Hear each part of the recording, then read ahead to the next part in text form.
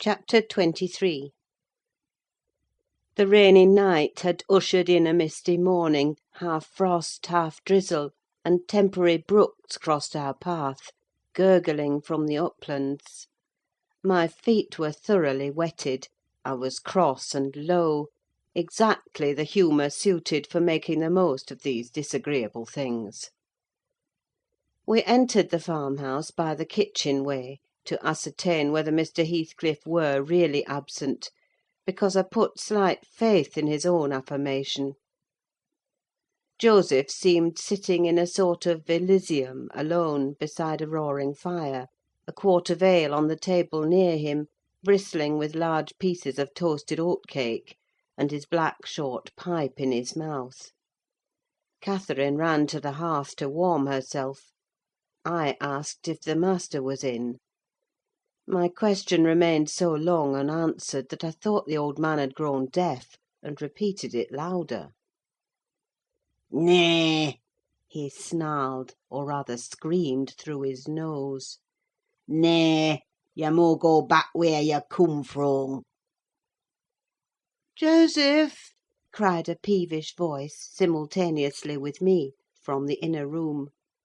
"How often am I to call you? There are only a few red ashes now. Joseph, come this moment!" Vigorous puffs and a resolute stare into the grate declared he had no ear for this appeal. The housekeeper and Hareton were invisible, one gone on an errand, and the other at his work, probably. We knew Linton's tones, and entered. "Oh, I hope you'll die in a garret, starved to death!" said the boy, mistaking our approach for that of his negligent attendant. He stopped on observing his error.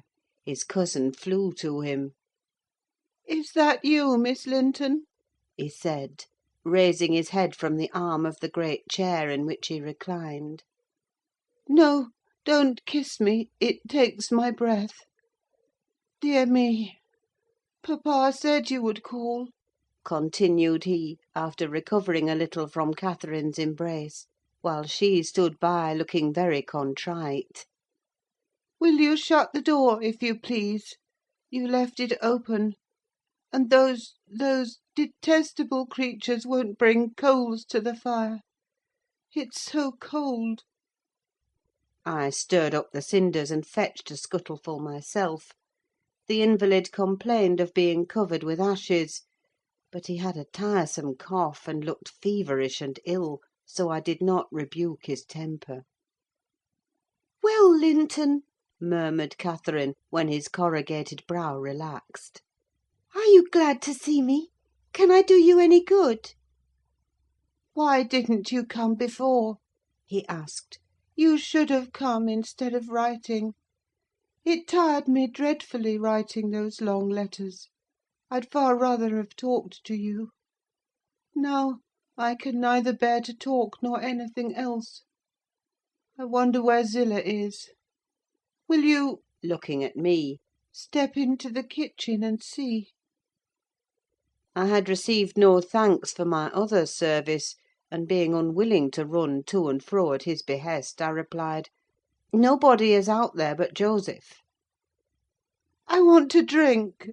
he exclaimed, fretfully, turning away. "Zillah is constantly gadding off to Gimmerton since papa went. It's miserable. And I'm obliged to come down here. They resolved never to hear me upstairs."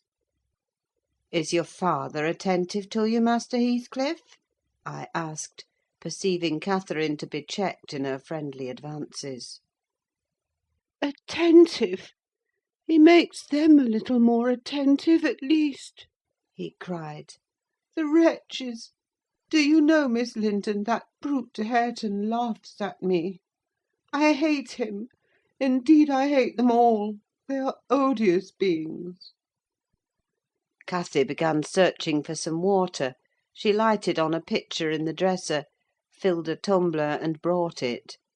He bid her add a spoonful of wine from a bottle on the table, and having swallowed a small portion, appeared more tranquil, and said she was very kind. "And are you glad to see me?" asked she, reiterating her former question, and pleased to detect the faint dawn of a smile.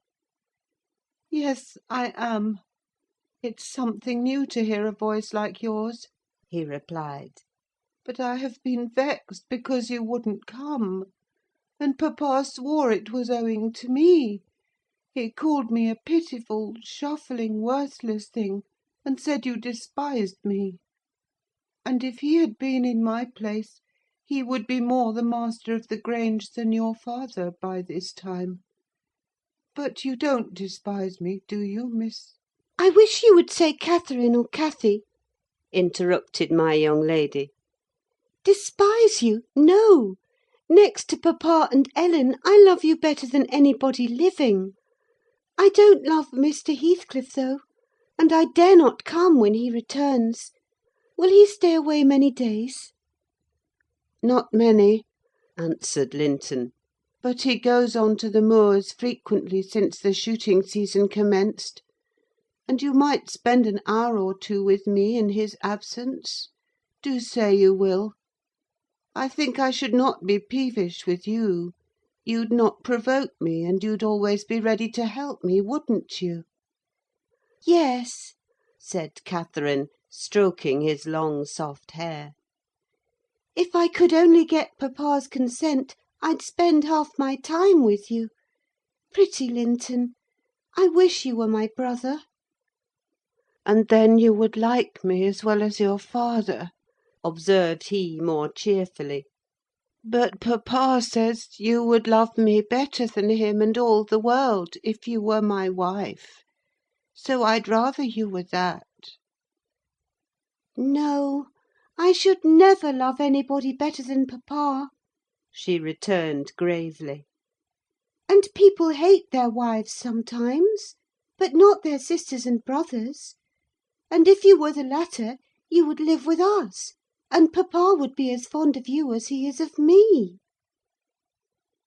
Linton denied that people ever hated their wives, but Cathy affirmed they did, and in her wisdom instanced his own father's aversion to her aunt.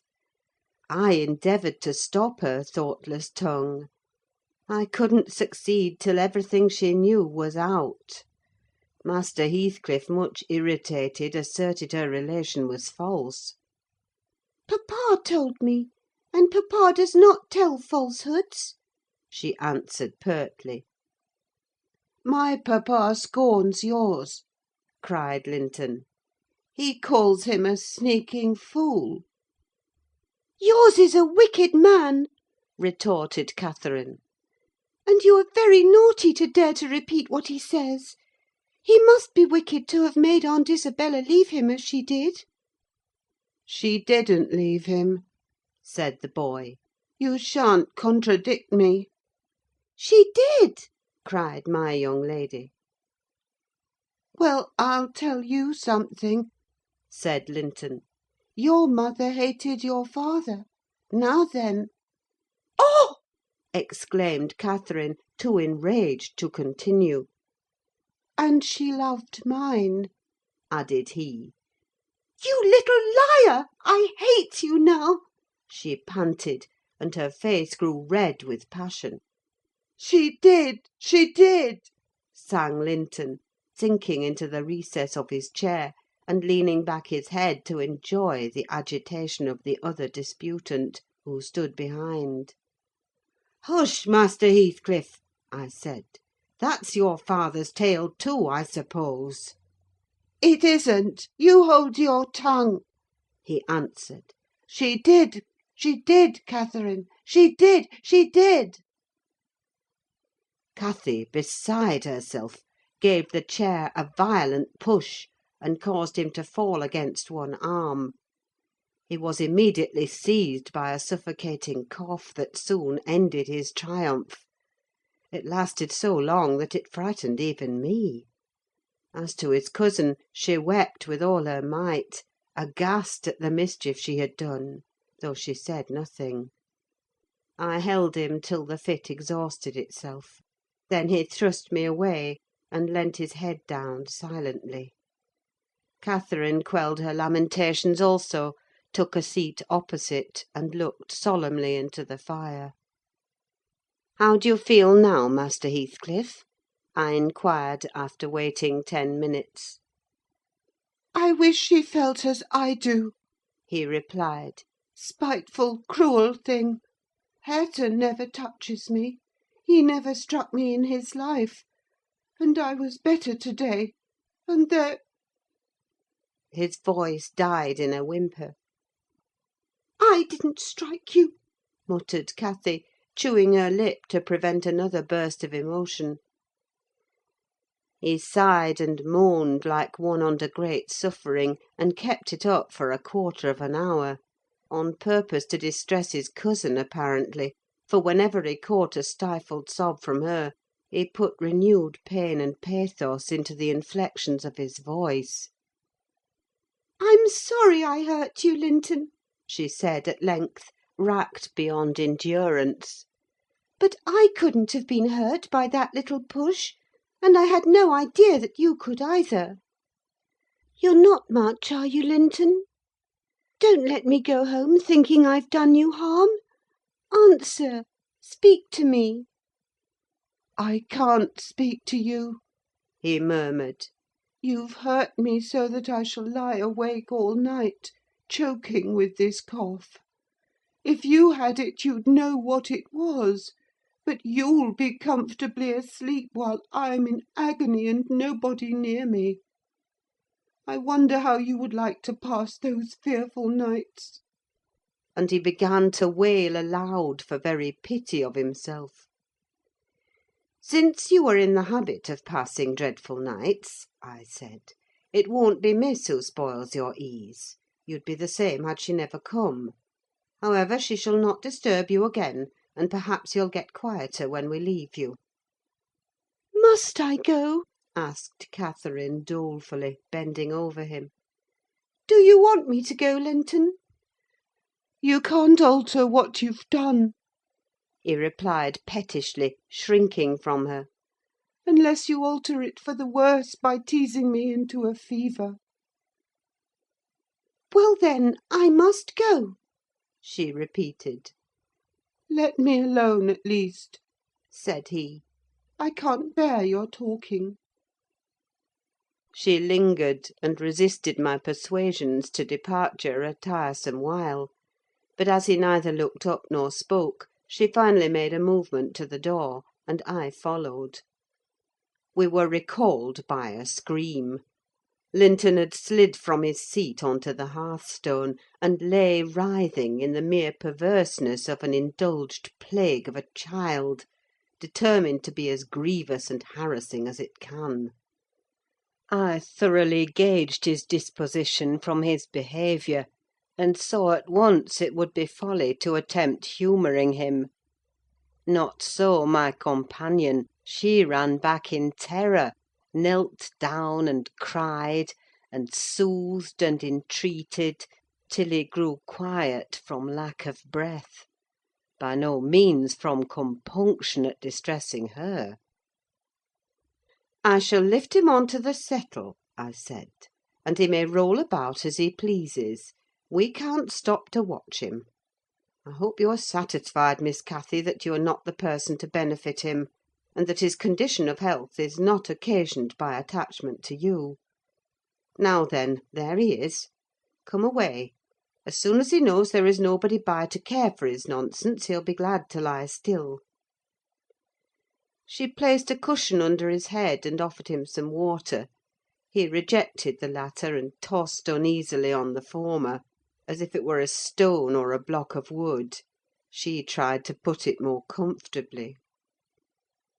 "I can't do with that," he said. "It's not high enough." Catherine brought another to lay above it. "That's too high," murmured the provoking thing. "How must I arrange it, then?" she asked despairingly. He twined himself up to her as she half knelt by the settle, and converted her shoulder into a support. "No, that won't do," I said. "You'll be content with the cushion, Master Heathcliff. Miss has wasted too much time on you already. We cannot remain 5 minutes longer." "Yes, yes, we can," replied Cathy. "He's good and patient now. He's beginning to think I shall have far greater misery than he will to-night, if I believe he is the worse for my visit. And then I dare not come again. Tell the truth about it, Linton, for I mustn't come if I have hurt you." "You must come to cure me," he answered. "You ought to come because you have hurt me. You know you have extremely. I was not as ill when you entered as I am at present, was I?" "But you've made yourself ill by crying and being in a passion. I didn't do it all," said his cousin. "However, we'll be friends now. And you want me? You would wish to see me sometimes, really?" "I told you I did," he replied impatiently. "Sit on the settle and let me lean on your knee. That's as mamma used to do, whole afternoons together. Sit quite still and don't talk. But you may sing a song, if you can sing. Or you may say a nice long interesting ballad. One of those you promised to teach me, or a story. I'd rather have a ballad, though. Begin."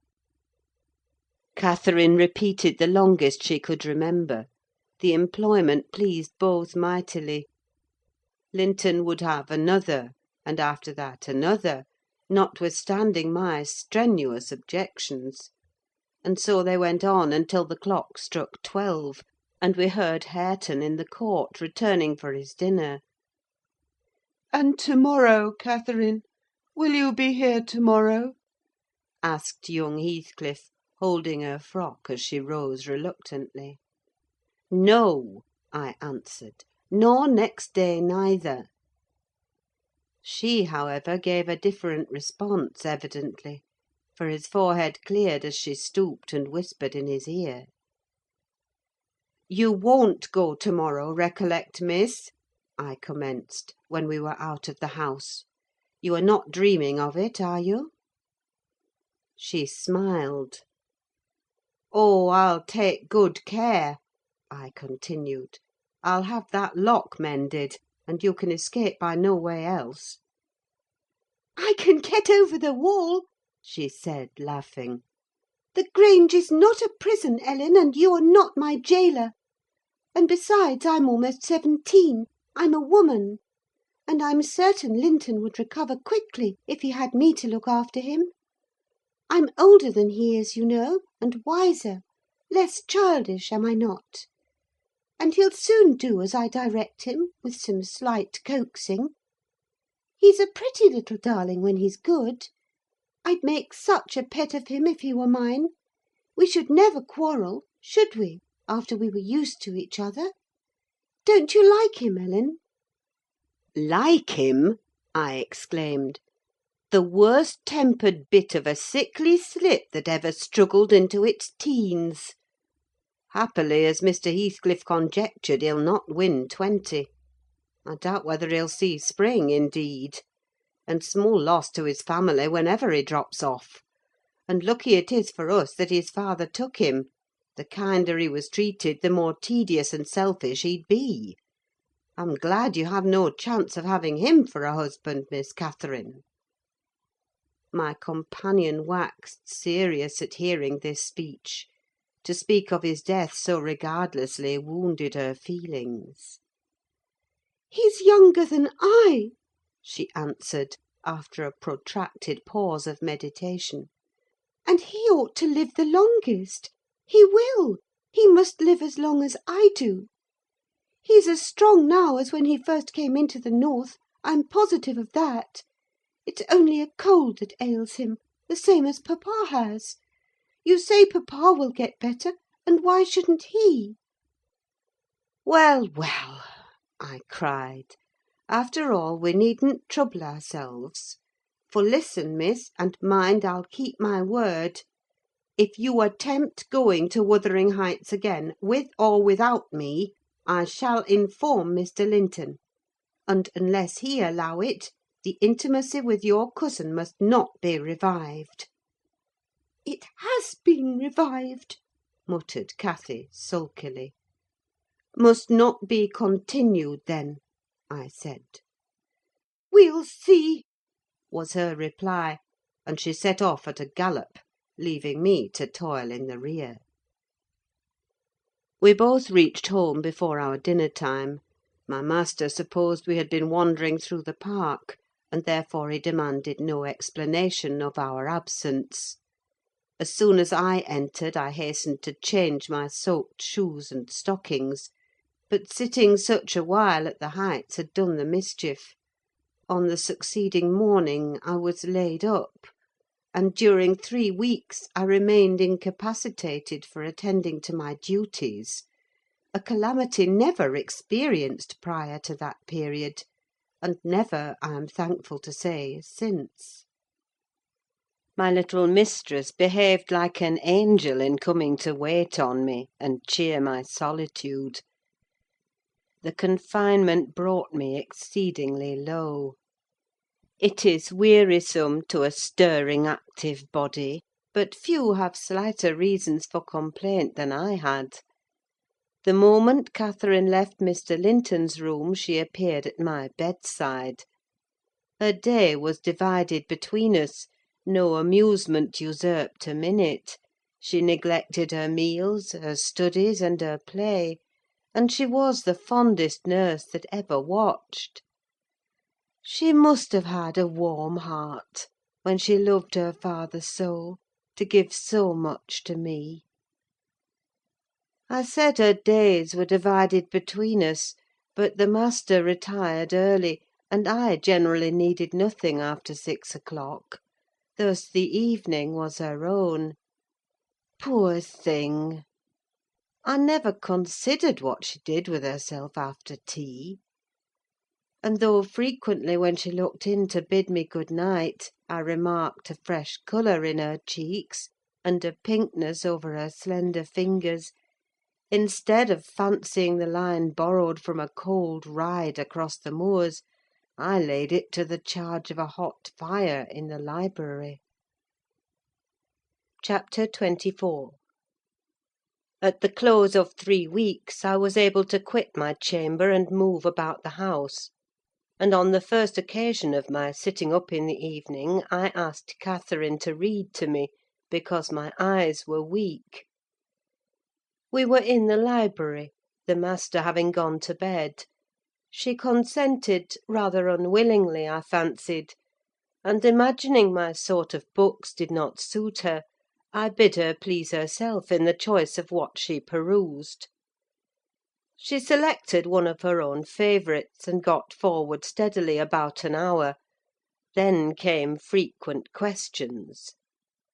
"Ellen, are not you tired? Hadn't you better lie down now? You'll be sick keeping up so long, Ellen." "No, no, dear, I'm not tired," I returned continually. Perceiving me immovable, she essayed another method of showing her disrelish for her occupation. It changed to yawning and stretching, and "Ellen, I'm tired." "Give over, then, and talk," I answered. That was worse: she fretted and sighed, and looked at her watch till 8, and finally went to her room completely overdone with sleep, judging by her peevish, heavy look, and the constant rubbing she inflicted on her eyes. The following night she seemed more impatient still, and on the 3rd from recovering my company she complained of a headache, and left me. I thought her conduct odd, and having remained alone a long while, I resolved on going and inquiring whether she were better, and asking her to come and lie on the sofa, instead of upstairs in the dark. No Catherine could I discover upstairs, and none below. The servants affirmed they had not seen her. I listened at Mr. Edgar's door: all was silence. I returned to her apartment, extinguished my candle, and seated myself in the window.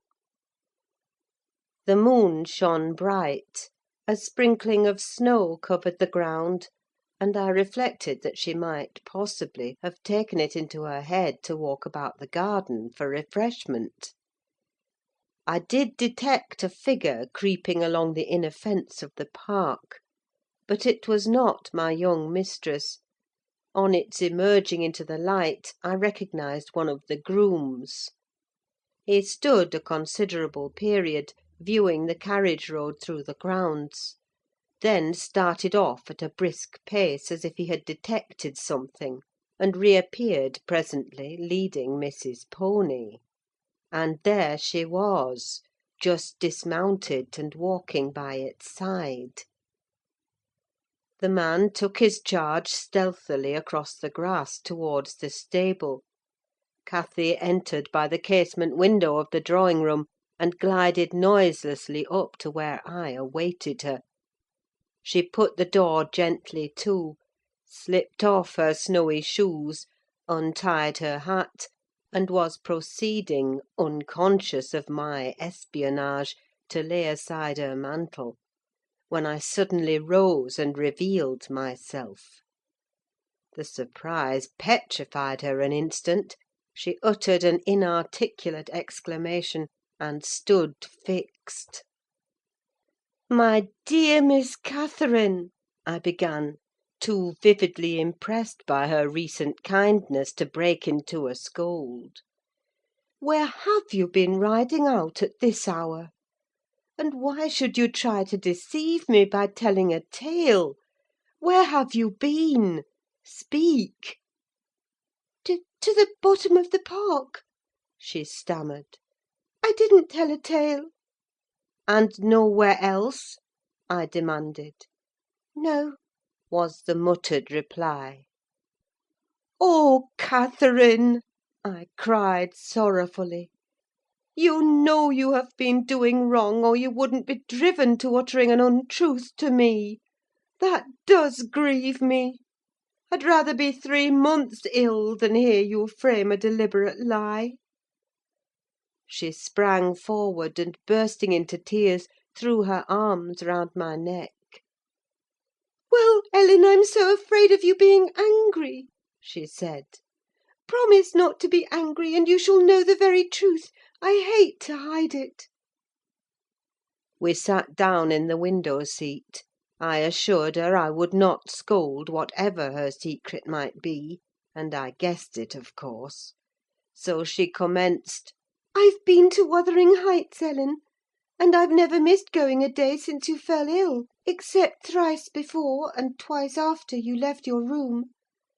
I gave Michael books and pictures to prepare Minnie every evening, and to put her back in the stable. You mustn't scold him either, mind. I was at the Heights by 6:30, and generally stayed till 8:30, and then galloped home. It was not to amuse myself that I went. I was often wretched all the time. Now and then I was happy, once in a week, perhaps. At first, I expected there would be sad work persuading you to let me keep my word to Linton, for I had engaged to call again next day when we quitted him; but, as you stayed upstairs on the morrow, I escaped that trouble. While Michael was refastening the lock of the park door in the afternoon, I got possession of the key, and told him how my cousin wished me to visit him, because he was sick and couldn't come to the Grange, and how papa would object to my going; and then I negotiated with him about the pony. He is fond of reading, and he thinks of leaving soon to get married, so he offered, if I would lend him books out of the library, to do what I wished. But I preferred giving him my own, and that satisfied him better. On my second visit Linton seemed in lively spirits, and Zillah, that is their housekeeper, made us a clean room and a good fire, and told us that, as Joseph was out at a prayer meeting, and Hareton Earnshaw was off with his dogs, robbing our woods of pheasants, as I heard afterwards, we might do what we liked. She brought me some warm wine and gingerbread, and appeared exceedingly good-natured, and Linton sat in the arm-chair, and I in the little rocking-chair on the hearthstone, and we laughed and talked so merrily, and found so much to say. We planned where we would go, and what we would do in summer. I needn't repeat that, because you would call it silly. One time, however, we were near quarrelling. He said the pleasantest manner of spending a hot July day was lying from morning till evening on a bank of heath in the middle of the moors, with the bees humming dreamily about among the bloom, and the lark singing high up overhead, and the blue sky and bright sun shining steadily and cloudlessly. That was his most perfect idea of heaven's happiness. Mine was rocking in a rustling green tree, with a west wind blowing, and bright white clouds flitting rapidly above; and not only larks, but throstles, and blackbirds, and linnets, and cuckoos, pouring out music on every side, and the moors seen at a distance, broken into cool dusky dells, but close by, great swells of long grass undulating in waves to the breeze, and woods and sounding water, and the whole world awake and wild with joy. He wanted all to lie in an ecstasy of peace. I wanted all to sparkle and dance in a glorious jubilee. I said his heaven would be only half alive, and he said mine would be drunk. I said I should fall asleep in his, and he said he could not breathe in mine, and began to grow very snappish. At last we agreed to try both, as soon as the right weather came, and then we kissed each other and were friends. After sitting still an hour, I looked at the great room with its smooth, uncarpeted floor, and thought how nice it would be to play in if we removed the table; and I asked Linton to call Zillah in to help us, and we'd have a game at blindman's buff. She should try to catch us: you used to, you know, Ellen. He wouldn't. There was no pleasure in it, he said. But he consented to play at ball with me. We found two in a cupboard, among a heap of old toys, tops and hoops, and battledores and shuttlecocks. One was marked C, and the other H. I wished to have the C because that stood for Catherine, and the H might be for Heathcliff, his name. But the bran came out of H, and Linton didn't like it. I beat him constantly, and he got cross again, and coughed, and returned to his chair. That night, though, he easily recovered his good humour. He was charmed with 2 or 3 pretty songs, your songs, Ellen; and when I was obliged to go, he begged and entreated me to come the following evening, and I promised. Minnie and I went flying home as light as air, and I dreamt of Wuthering Heights and my sweet darling cousin till morning. On the morrow I was sad, partly because you were poorly, and partly that I wished my father knew and approved of my excursions. But it was beautiful moonlight after tea, and as I rode on the gloom cleared.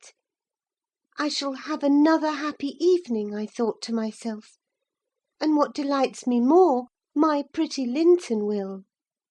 I trotted up their garden, and was turning round to the back, when that fellow Earnshaw met me, took my bridle, and bid me go in by the front entrance.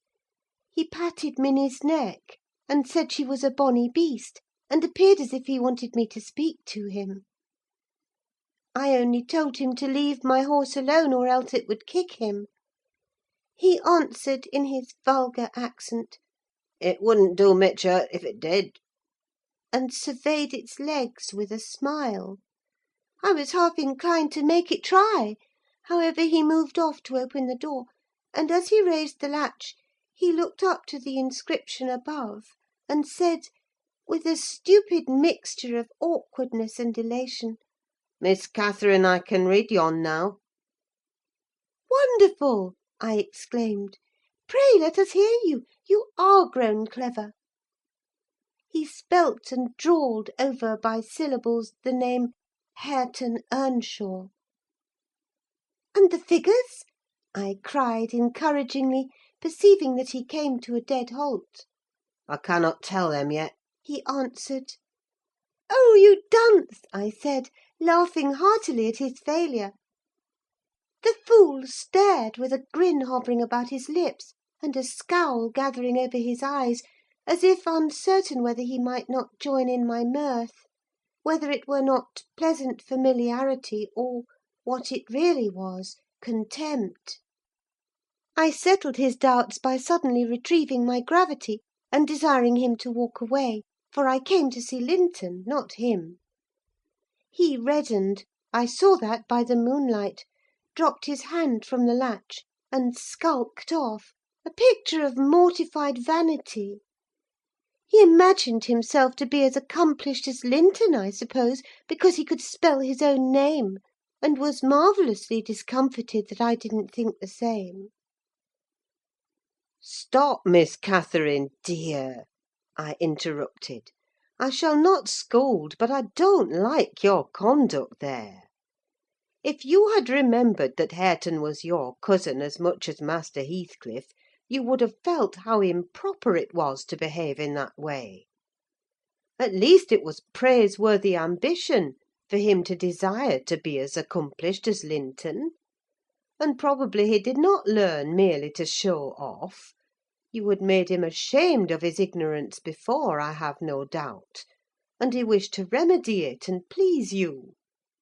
To sneer at his imperfect attempt was very bad breeding. Had you been brought up in his circumstances, would you be less rude?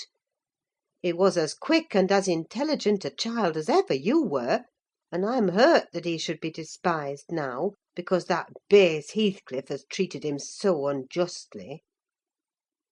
"Well, Ellen, you won't cry about it, will you?" she exclaimed, surprised at my earnestness. "But wait, and you shall hear if he conned his ABC to please me, and if it were worth while being civil to the brute." I entered. Linton was lying on the settle, and half got up to welcome me. "I'm ill to-night, Catherine, love," he said, "and you must have all the talk, and let me listen. Come and sit by me. I was sure you wouldn't break your word, and I'll make you promise again, before you go." I knew now that I mustn't tease him as he was ill, and I spoke softly and put no questions, and avoided irritating him in any way. I had brought some of my nicest books for him. He asked me to read a little of one, and I was about to comply, when Earnshaw burst the door open, having gathered venom with reflection. He advanced direct to us, seized Linton by the arm, and swung him off the seat. "Get to thy own room," he said, in a voice almost inarticulate with passion, and his face looked swelled and furious. "Take her there if she comes to see thee. Thou shan't keep me out of this. Begone with you both." He swore at us, and left Linton no time to answer, nearly throwing him into the kitchen; and he clenched his fist as I followed, seemingly longing to knock me down. I was afraid for a moment, and I let one volume fall. He kicked it after me, and shut us out. I heard a malignant, crackly laugh by the fire, and turning, beheld that odious Joseph standing rubbing his bony hands and quivering. "I was sure he'd sarve you out. He's a grand lad. He's getting a rate spirit in him. He knows, he knows as weel as I do. Who should beat Maister yonder? Eh, eh, eh! He made ye skiff properly. Eh, eh, eh!" "Where must we go?" I asked of my cousin, disregarding the old wretch's mockery. Linton was white and trembling. He was not pretty then, Ellen. Oh, no! He looked frightful, for his thin face and large eyes were wrought into an expression of frantic, powerless fury. He grasped the handle of the door and shook it, It was fastened inside. "If you don't let me in, I'll kill you! If you don't let me in, I'll kill you!" He rather shrieked than said. "Devil, devil, I'll kill you! I'll kill you!" Joseph uttered his croaking laugh again. "Theer, that's father," He cried. "that's father, with allus summat o' either side in us. And if he'd Hareton, lad, dunnot be feared he cannot get at thee." I took hold of Linton's hands and tried to pull him away, but he shrieked so shockingly that I dared not proceed. At last his cries were choked by a dreadful fit of coughing. Blood gushed from his mouth, and he fell on the ground. I ran into the yard, sick with terror, and called for Zillah as loud as I could. She soon heard me: she was milking the cows in a shed behind the barn, and hurrying from her work, she inquired what there was to do. I hadn't breath to explain. Dragging her in, I looked about for Linton. Earnshaw had come out to examine the mischief he had caused, and he was then conveying the poor thing upstairs. Zillah and I ascended after him, but he stopped me at the top of the steps, and said I shouldn't go in: I must go home.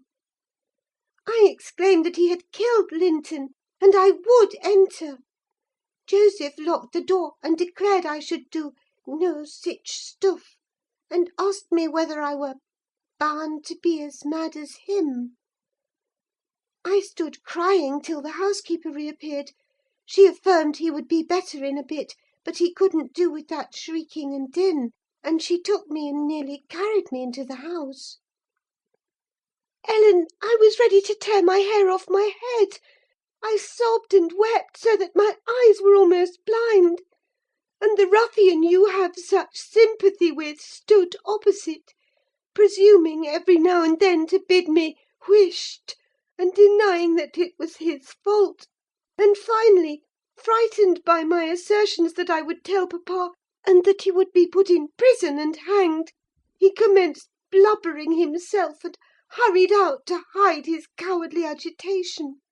Still I was not rid of him. When at length they compelled me to depart, and I had got some 100 yards off the premises, he suddenly issued from the shadow of the roadside, and checked Minnie, and took hold of me. "Miss Catherine, I'm ill grieved, He began. but it's rayther too bad." I gave him a cut with my whip, thinking perhaps he would murder me. He let go, thundering one of his horrid curses, and I galloped home more than half out of my senses. I didn't bid you good night that evening, and I didn't go to Wuthering Heights the next. I wished to go exceedingly, but I was strangely excited, and dreaded to hear that Linton was dead sometimes, and sometimes shuddered at the thought of encountering Hareton. On the 3rd day I took courage: at least I couldn't bear longer suspense, and stole off once more. I went at 5 o'clock and walked, fancying I might manage to creep into the house, and up to Linton's room, unobserved. However, the dogs gave notice of my approach.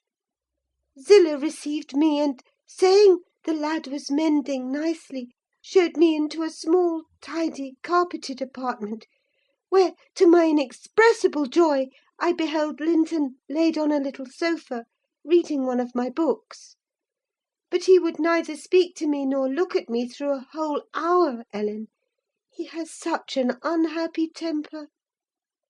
And what quite confounded me, when he did open his mouth, it was to utter the falsehood that I had occasioned the uproar, and Hareton was not to blame. Unable to reply, except passionately, I got up and walked from the room. He sent after me a faint "Catherine."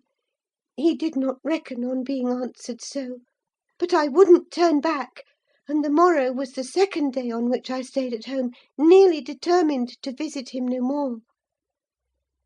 But it was so miserable going to bed and getting up, and never hearing anything about him, that my resolution melted into air before it was properly formed. It had appeared wrong to take the journey once. now it seemed wrong to refrain. Michael came to ask if he must saddle Minnie. I said yes, and considered myself doing a duty as she bore me over the hills. I was forced to pass the front windows to get to the court. It was no use trying to conceal my presence. "Young master is in the house," said Zillah, as she saw me making for the parlour. I went in.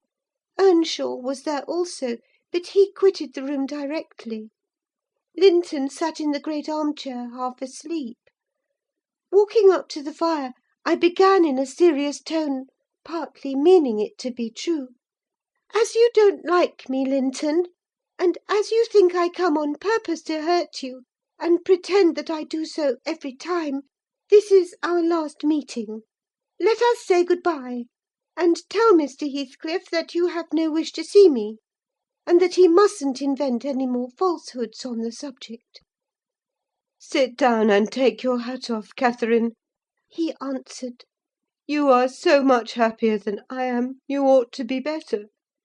Papa talks enough of my defects, and shows enough scorn of me, to make it natural I should doubt myself. I doubt whether I am not altogether as worthless as he calls me, frequently; and then I feel so cross and bitter, I hate everybody. I am worthless and bad in temper, and bad in spirit, almost always. And, if you choose, you may say good-bye. You'll get rid of an annoyance. Only, Catherine, do me this justice. Believe that if I might be as sweet and as kind and as good as you are, I would be: as willingly and more so than as happy and as healthy.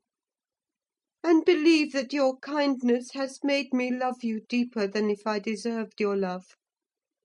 And though I couldn't and cannot help showing my nature to you, I regret it and repent it, and shall regret and repent it till I die." I felt he spoke the truth, and I felt I must forgive him; and though we should quarrel the next moment, I must forgive him again.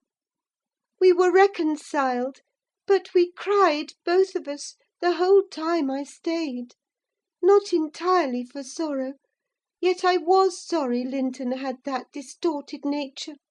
He'll never let his friends be at ease, and he'll never be at ease himself. I have always gone to his little parlour since that night, because his father returned the day after. About 3 times, I think, we have been merry and hopeful, as we were the first evening. The rest of my visits were dreary and troubled, now with his selfishness and spite, and now with his sufferings; but I've learned to endure the former with nearly as little resentment as the latter. Mr. Heathcliff purposely avoids me. I have hardly seen him at all. Last Sunday, indeed, coming earlier than usual, I heard him abusing poor Linton cruelly for his conduct of the night before. I can't tell how he knew of it unless he listened. Linton had certainly behaved provokingly. However, it was the business of nobody but me, and I interrupted Mr. Heathcliff's lecture by entering and telling him so. He burst into a laugh and went away, saying he was glad I took that view of the matter. Since then I've told Linton he must whisper his bitter things. Now, Ellen, you have heard all. I can't be prevented from going to Wuthering Heights, except by inflicting misery on 2 people; whereas, if you'll only not tell papa, my going need disturb the tranquillity of none. You'll not tell, will you? It will be very heartless if you do." "I'll make up my mind on that point by to-morrow, Miss Catherine," I replied. "It requires some study, and so I'll leave you to your rest, and go think it over." I thought it over aloud, in my master's presence, walking straight from her room to his, and relating the whole story, with the exception of her conversations with her cousin, and any mention of Hareton. Mr. Linton was alarmed and distressed more than he would acknowledge to me. In the morning, Catherine learned my betrayal of her confidence, and she learned also that her secret visits were to end. In vain she wept and writhed against the interdict, and implored her father to have pity on Linton. All she got to comfort her was a promise that he would write, and give him leave to come to the Grange when he pleased, but explaining that he must no longer expect to see Catherine at Wuthering Heights. Perhaps, had he been aware of his nephew's disposition and state of health, he would have seen fit to withhold even that slight consolation. Chapter 25. "These things happened last winter, sir," said Mrs. Dean. "Hardly more than a year ago. Last winter I did not think at another 12-month's end I should be amusing a stranger to the family with relating them. Yet who knows how long you'll be a stranger? You're too young to rest always contented, living by yourself; and I some way fancy no one could see Catherine Linton and not love her. You smile, but why do you look so lively and interested when I talk about her? And why have you asked me to hang her picture over your fireplace? And why—" "Stop, my good friend!" I cried. "It may be very possible that I should love her, but would she love me? I doubt it too much to venture my tranquillity by running into temptation. And then my home is not here. I'm of the busy world, and to its arms I must return. Go on. Was Catherine obedient to her father's commands?" "She was," continued the housekeeper. Her affection for him was still the chief sentiment in her heart, and he spoke without anger. He spoke in the deep tenderness of one about to leave his treasure amid perils and foes, where his remembered words would be the only aid that he could bequeath to guide her. He said to me, a few days afterwards— "I wish my nephew would write, Ellen, or call. Tell me sincerely what you think of him. Is he changed for the better? Or is there a prospect of improvement as he grows a man?" "He's very delicate, sir," I replied, "and scarcely likely to reach manhood. But this I can say, he does not resemble his father; and if Miss Catherine had the misfortune to marry him, he would not be beyond her control, unless she were extremely and foolishly indulgent. However, master, you'll have plenty of time to get acquainted with him, and see whether he would suit her. It wants 4 years and more to his being of age."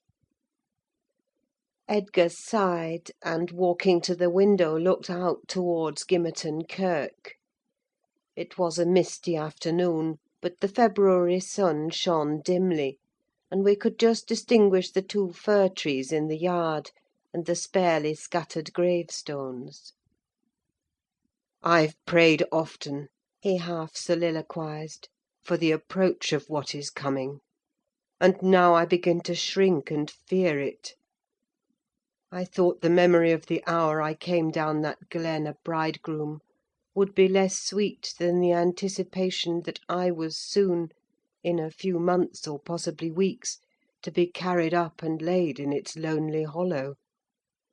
Ellen, I've been very happy with my little Cathy. Through winter nights and summer days she was a living hope at my side. But I've been as happy musing by myself among those stones under that old church, lying through the long June evenings on the green mound of her mother's grave, and wishing, yearning for the time when I might lie beneath it. What can I do for Cathy? How must I quit her? I'd not care one moment for Linton being Heathcliff's son, nor for his taking her from me, if he could console her for my loss. I'd not care that Heathcliff gained his ends, and triumphed in robbing me of my last blessing. But should Linton be unworthy, only a feeble tool to his father, I cannot abandon her to him. And, hard though it be to crush her buoyant spirit, I must persevere in making her sad while I live, and leaving her solitary when I die. Darling, I'd rather resign her to God, and lay her in the earth before me. "Resign her to God as it is, sir," I answered; "and if we should lose you, which may He forbid, under His providence I'll stand her friend and counsellor to the last. Miss Catherine is a good girl. I don't fear that she will go wilfully wrong, and people who do their duty are always finally rewarded."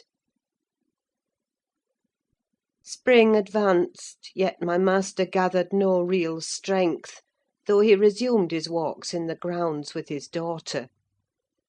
To her inexperienced notions this itself was a sign of convalescence; and then his cheek was often flushed, and his eyes were bright: she felt sure of his recovering. On her 17th birthday he did not visit the churchyard: it was raining, and I observed, "You'll surely not go out to-night, sir?" He answered, "No, I'll defer it this year a little longer."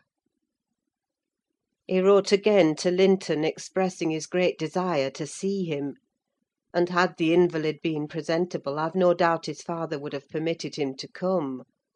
As it was, being instructed, he returned an answer, intimating that Mr. Heathcliff objected to his calling at the Grange; but his uncle's kind remembrance delighted him, and he hoped to meet him sometimes in his rambles, and personally to petition that his cousin and he might not remain long so utterly divided. That part of his letter was simple, and probably his own. Heathcliff knew he could plead eloquently for Catherine's company then. "I do not ask," he said, "that she may visit here; but am I never to see her, because my father forbids me to go to her home, and you forbid her to come to mine? Do now and then ride with her towards the Heights, and let us exchange a few words in your presence. We have done nothing to deserve this separation, and you are not angry with me. You have no reason to dislike me, you allow yourself. Dear uncle, send me a kind note to-morrow, and leave to join you anywhere you please, except at Thrushcross Grange. I believe an interview would convince you that my father's character is not mine. He affirms I am more your nephew than his son; and though I have faults which render me unworthy of Catherine, she has excused them, and for her sake you should also. You inquire after my health: it is better; but while I remain cut off from all hope, and doomed to solitude, or the society of those who never did and never will like me, how can I be cheerful and well?" Edgar, though he felt for the boy, could not consent to grant his request, because he could not accompany Catherine. He said in summer, perhaps, they might meet: meantime, he wished him to continue writing at intervals, and engaged to give him what advice and comfort he was able by letter, being well aware of his hard position in his family. Linton complied, and had he been unrestrained, would probably have spoiled all by filling his epistles with complaints and lamentations; but his father kept a sharp watch over him, and of course insisted on every line that my master sent being shown; so, instead of penning his peculiar personal sufferings and distresses, the themes constantly uppermost in his thoughts, he harped on the cruel obligation of being held asunder from his friend and love, and gently intimated that Mr. Linton must allow an interview soon, or he should fear he was purposely deceiving him with empty promises. Cathy was a powerful ally at home, and between them they at length persuaded my master to acquiesce in their having a ride or a walk together, about once a week, under my guardianship, and on the moors nearest the Grange, for June found him still declining. Though he had set aside yearly a portion of his income for my young lady's fortune, he had a natural desire that she might retain, or at least return in a short time, to the house of her ancestors; and he considered her only prospect of doing that was by a union with his heir. He had no idea that the latter was failing almost as fast as himself; nor had any one, I believe. No doctor visited the Heights, and no one saw Master Heathcliff to make report of his condition among us. I, for my part, began to fancy my forebodings were false, and that he must be actually rallying when he mentioned riding and walking on the moors, and seemed so earnest in pursuing his object. I could not picture a father treating a dying child as tyrannically and wickedly as I afterwards learned Heathcliff had treated him, to compel this apparent eagerness; his efforts redoubling the more imminently his avaricious and unfeeling plans were threatened with defeat by death. CHAPTER 26. Summer was already past its prime when Edgar reluctantly yielded his assent to their entreaties, and Catherine and I set out on our first ride to join her cousin. It was a close, sultry day, devoid of sunshine, but with a sky too dappled and hazy to threaten rain; and our place of meeting had been fixed at the guide stone by the cross roads. On arriving there, however, a little herd boy, dispatched as a messenger, told us that Mester Linton were just o' this side o' t' Heights, and he'd be mitch obleeged to us to gang on a bit further. "Then Master Linton has forgot the first injunction of his uncle," I observed. "He bid us keep on the Grange land, and here we are off at once." Well, we'll turn our horses' heads round when we reach him," answered my companion. "Our excursion shall lie towards home." But when we reached him, and that was scarcely a quarter of a mile from his own door, we found he had no horse, and we were forced to dismount and leave ours to graze.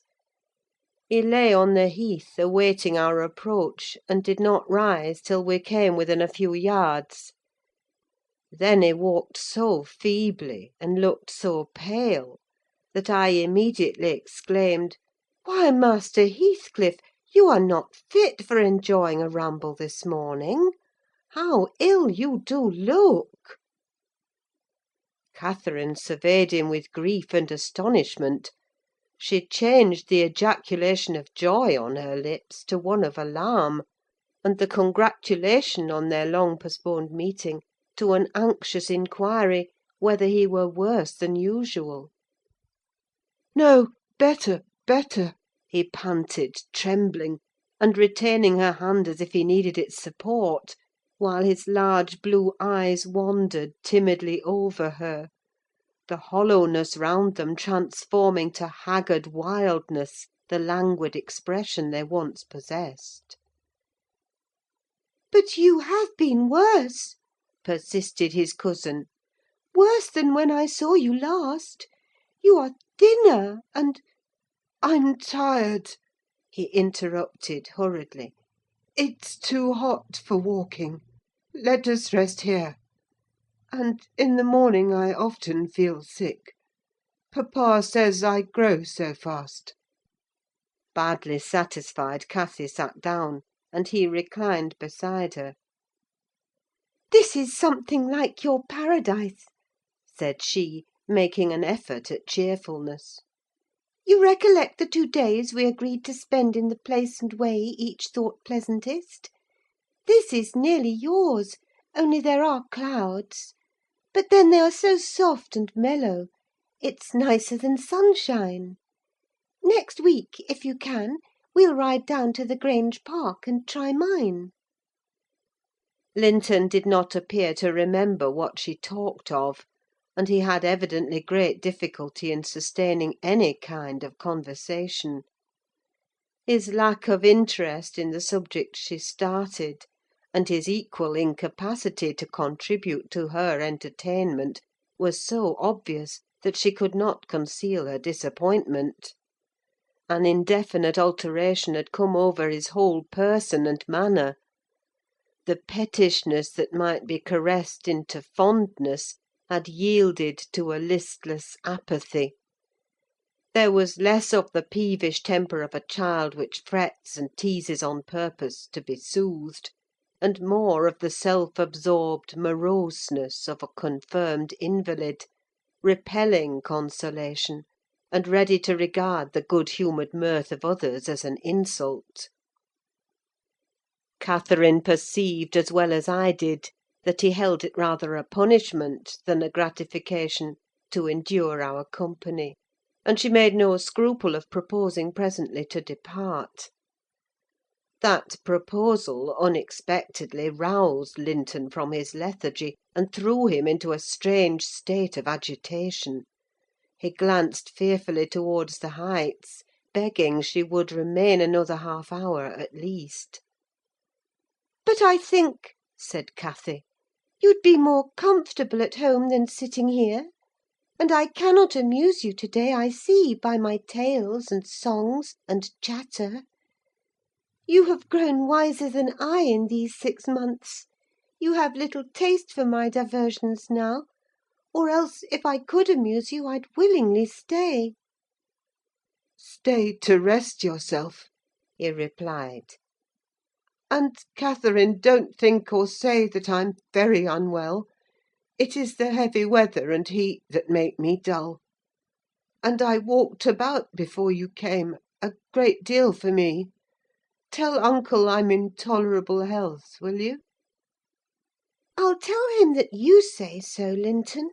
I couldn't affirm that you are," observed my young lady, wondering at his pertinacious assertion of what was evidently an untruth. "And be here again next Thursday," continued he, shunning her puzzled gaze.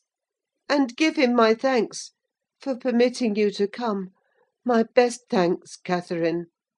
And if you did meet my father, and he asked you about me, don't lead him to suppose that I've been extremely silent and stupid. Don't look sad and downcast, as you are doing: he'll be angry." "I care nothing for his anger," exclaimed Cathy, imagining she would be its object. "But I do," said her cousin, shuddering. "Don't provoke him against me, Catherine, for he is very hard." "Is he severe to you, Master Heathcliff?" I inquired. "Has he grown weary of indulgence, and passed from passive to active hatred?" Linton looked at me, but did not answer; and after keeping her seat by his side another 10 minutes, during which his head fell drowsily on his breast, and he uttered nothing except suppressed moans of exhaustion or pain, Cathy began to seek solace in looking for bilberries and sharing the produce of her researches with me. She did not offer them to him, for she saw further notice would only weary and annoy. "Is it half an hour now, Ellen?" she whispered in my ear at last. "I can't tell why we should stay. He's asleep, and papa will be wanting us back." "Well, we must not leave him asleep," I answered. "Wait till he wakes, and be patient. You were mighty eager to set off, but your longing to see poor Linton has soon evaporated." "Why did he wish to see me?" returned Catherine. "In his crossest humours formerly, I liked him better than I do in his present curious mood. It's just as if it were a task he was compelled to perform, this interview, for fear his father should scold him. But I'm hardly going to come to give Mr. Heathcliff pleasure, whatever reason he may have for ordering Linton to undergo this penance. And though I'm glad he's better in health, I'm sorry he's so much less pleasant, and so much less affectionate to me." "You think he is in better health, then?" I said. "Yes," she answered, "because he always made such a great deal of his sufferings, you know. He is not tolerably well, as he told me to tell papa, but he's better, very likely." "There you differ with me, Miss Cathy," I remarked. "I should conjecture him to be far worse." Linton here started from his slumber in bewildered terror, and asked if any one had called his name. "No," said Catherine, "unless in dreams. I cannot conceive how you manage to doze out of doors in the morning." "I thought I heard my father," he gasped, glancing up to the frowning nab above us. "You're sure nobody spoke?" "Quite sure," replied his cousin. "Only Ellen and I were disputing concerning your health. Are you truly stronger, Linton, than when we separated in winter? If you be, I'm certain one thing is not stronger: your regard for me. Speak, are you?" The tears gushed from Linton's eyes as he answered, "Yes, yes, I am." and still under the spell of the imaginary voice, his gaze wandered up and down to detect its owner. Cathy rose. "For to-day we must part," she said. "And I won't conceal that I have been sadly disappointed with our meeting, though I'll mention it to nobody but you. Not that I stand in awe of Mr. Heathcliff." "Hush!" Murmured Linton, "For God's sake, hush! He's coming!" and he clung to Catherine's arm, striving to detain her; but at that announcement she hastily disengaged herself, and whistled to Minnie, who obeyed her like a dog. "I'll be here next Thursday," she cried, springing to the saddle. "Good–bye! Quick, Ellen!" And so we left him, scarcely conscious of our departure, so absorbed was he in anticipating his father's approach. Before we reached home, Catherine's displeasure softened into a perplexed sensation of pity and regret, largely blended with vague, uneasy doubts about Linton's actual circumstances, physical and social, in which I partook, though I counselled her not to say much, for a second journey would make us better judges. My master requested an account of our ongoings. His nephew's offering of thanks was duly delivered, Miss Cathy gently touching on the rest. I also threw little light on his inquiries, for I hardly knew what to hide and what to reveal.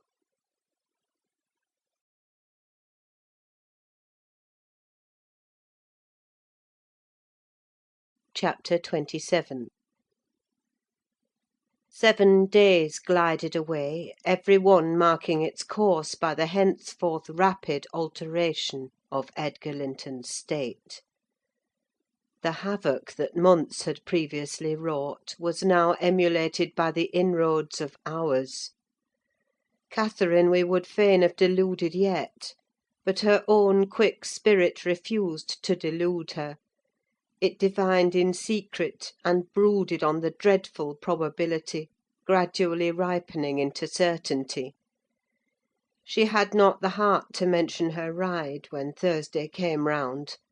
I mentioned it for her, and obtained permission to order her out of doors; for the library, where her father stopped a short time daily, the brief period he could bear to sit up, and his chamber, had become her whole world.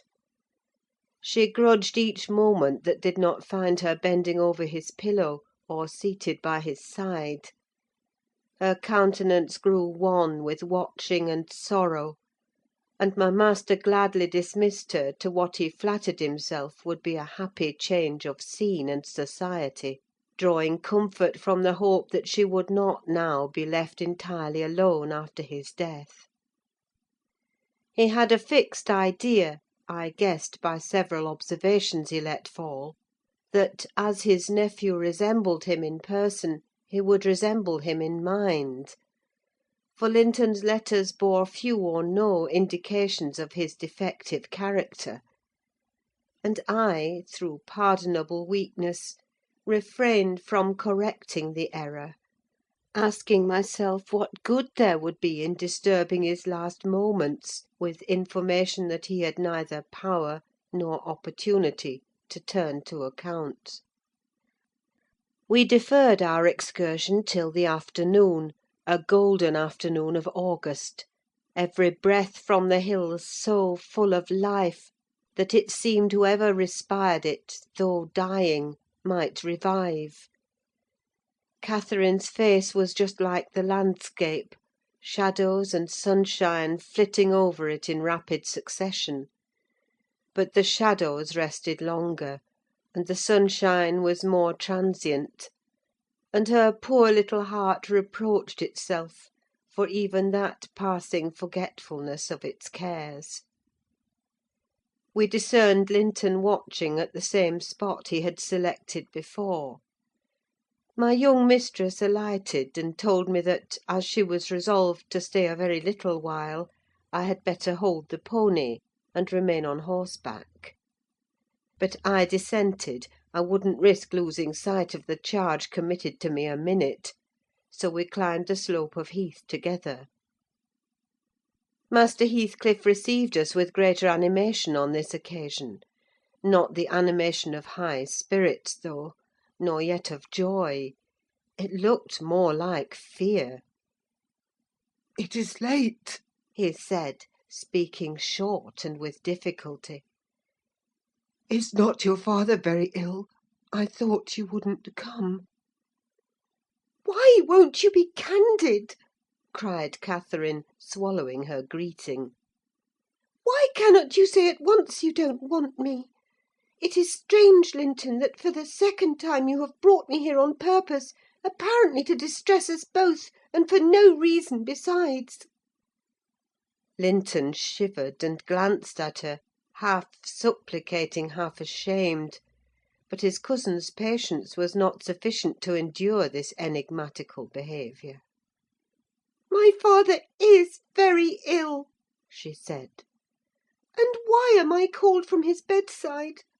Why didn't you send to absolve me from my promise, when you wished I wouldn't keep it? Come!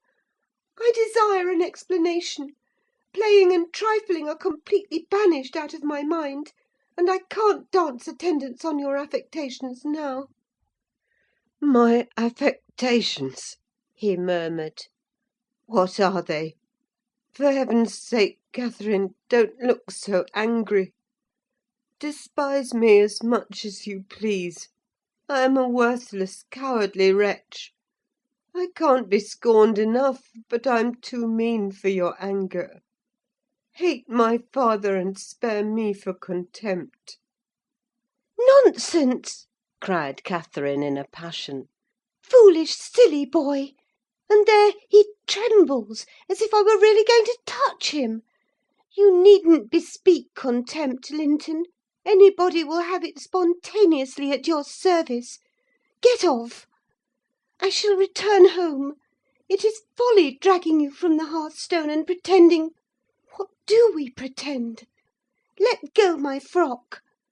If I pitied you for crying and looking so very frightened, you should spurn such pity. Ellen, tell him how disgraceful this conduct is. Rise, and don't degrade yourself into an abject reptile. Don't!" With streaming face and an expression of agony, Linton had thrown his nerveless frame along the ground. He seemed convulsed with exquisite terror. "Oh!" he sobbed. "I cannot bear it! Catherine, Catherine, I'm a traitor too! and I dare not tell you.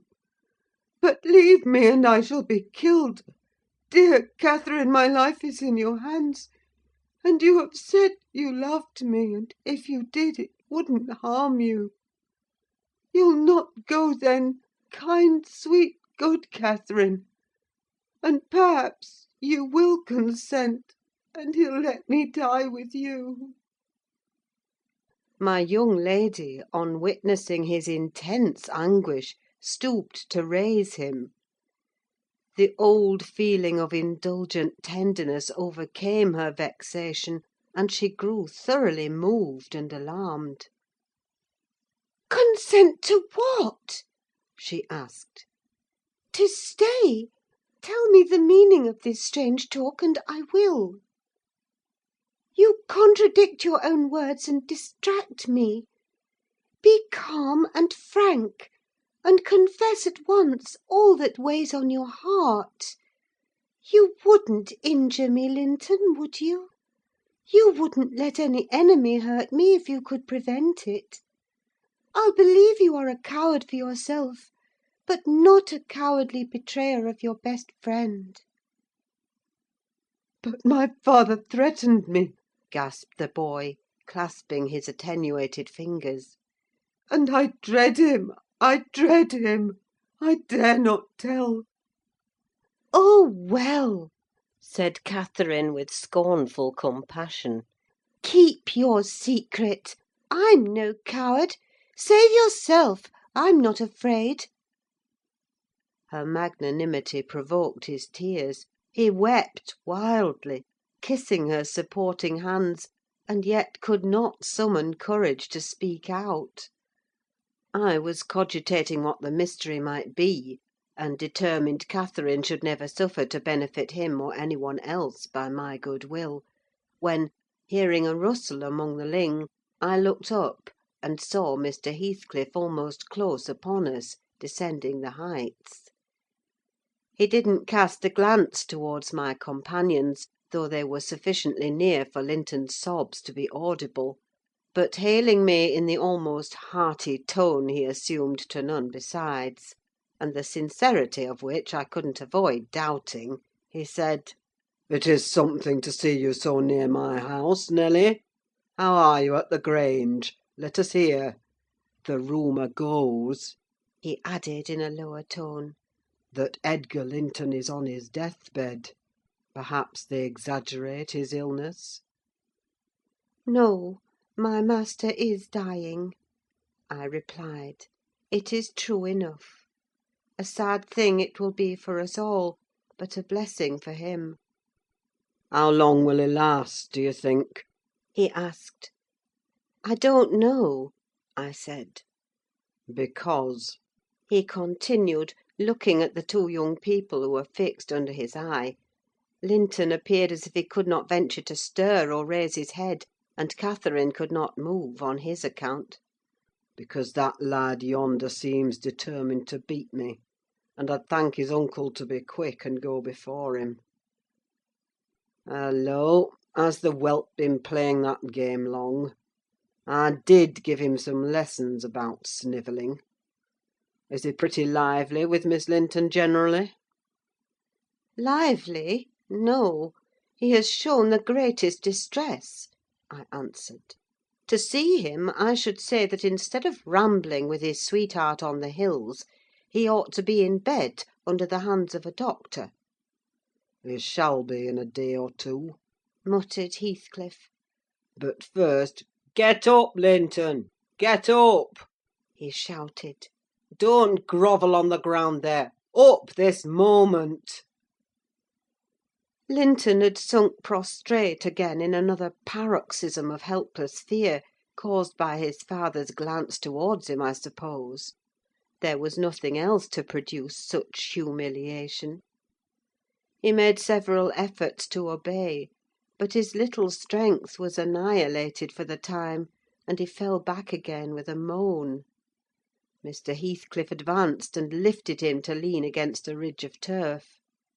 "Now," said he, with curbed ferocity, "I'm getting angry.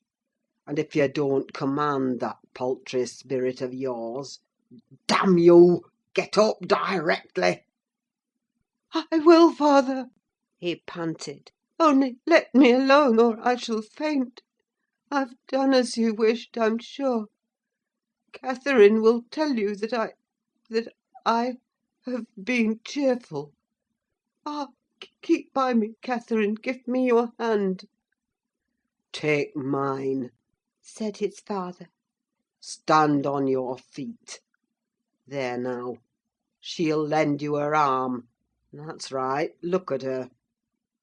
You would imagine I was the devil himself, Miss Linton, to excite such horror.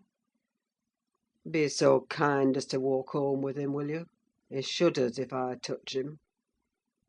Linton, dear, whispered Catherine, "I can't go to Wuthering Heights. Papa has forbidden me. He'll not harm you. Why are you so afraid?"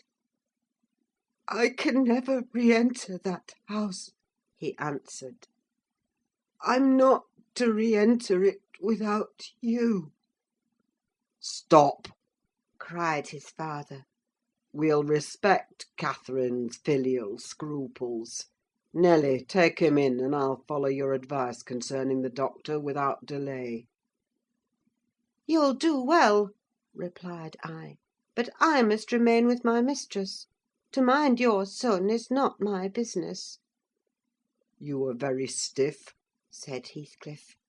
"I know that; but you'll force me to pinch the baby and make it scream before it moves your charity.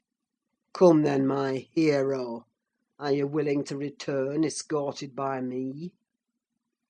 He approached once more, and made as if he would seize the fragile being; but, shrinking back, Linton clung to his cousin, and implored her to accompany him, with a frantic importunity that admitted no denial.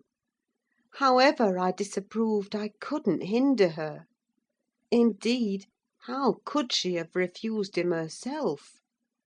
What was filling him with dread we had no means of discerning; but there he was, powerless under its grip, and any addition seemed capable of shocking him into idiocy.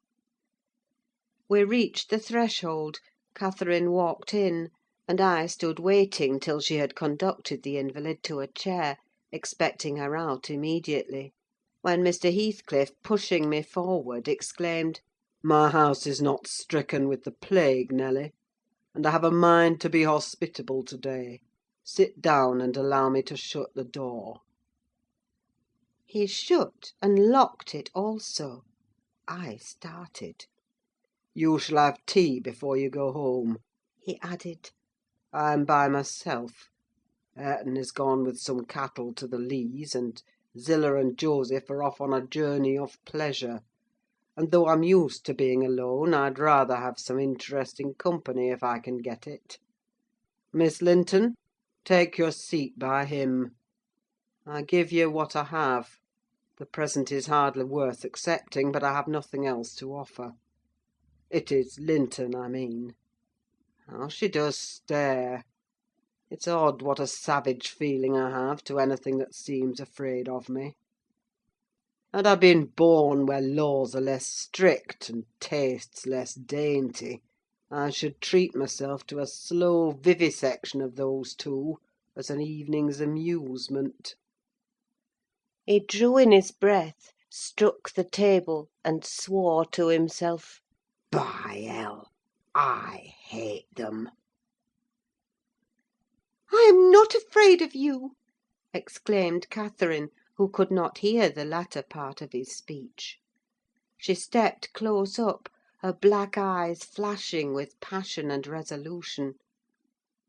"Give me that key! I will have it!" she said. "I wouldn't eat or drink here if I were starving."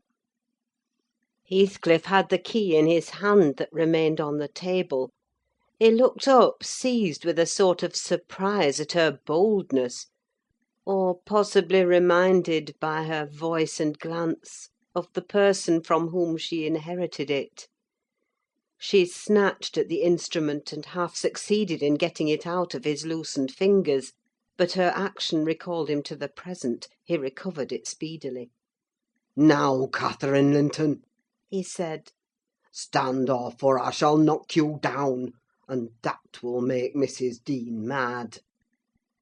Regardless of this warning, she captured his closed hand and its contents again.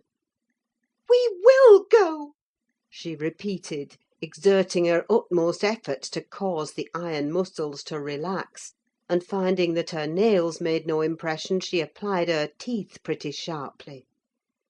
Heathcliff glanced at me a glance that kept me from interfering a moment. Catherine was too intent on his fingers to notice his face. He opened them suddenly, and resigned the object of dispute; but ere she had well secured it, he seized her with the liberated hand, and pulling her on his knee, administered with the other a shower of terrific slaps on both sides of the head, each sufficient to have fulfilled his threat, had she been able to fall. At this diabolical violence I rushed on him furiously. "You villain!" I began to cry. "You villain!"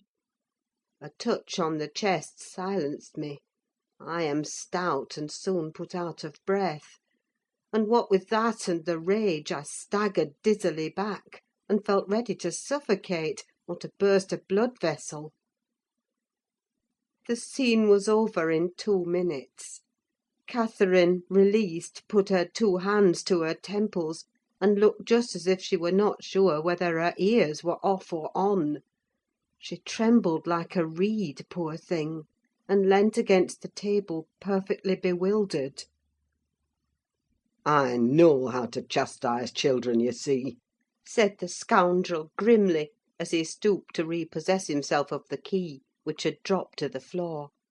"Go to Linton now, as I told you, and cry at your ease.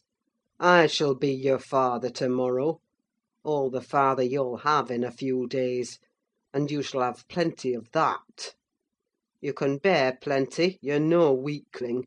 You shall have a daily taste, if I catch such a devil of a temper in your eyes again." Cathy ran to me instead of Linton, and knelt down and put her burning cheek on my lap, weeping aloud. Her cousin had shrunk into a corner of the settle, as quiet as a mouse, congratulating himself, I daresay, that the correction had alighted on another than him. Mr. Heathcliff, perceiving us all confounded, rose, and expeditiously made the tea himself. The cups and saucers were laid ready. He poured it out, and handed me a cup. "Wash away your spleen," he said, "and help your own naughty pet and mine. It is not poisoned, though I prepared it. I'm going out to seek your horses." Our first thought on his departure was to force an exit somewhere. We tried the kitchen door, but that was fastened outside. We looked at the windows: they were too narrow for even Cathy's little figure. "Master Linton," I cried, seeing we were regularly imprisoned, "you know what your diabolical father is after, and you shall tell us, or I'll box your ears as he has done your cousin's." "Yes, Linton, you must tell," said Catherine.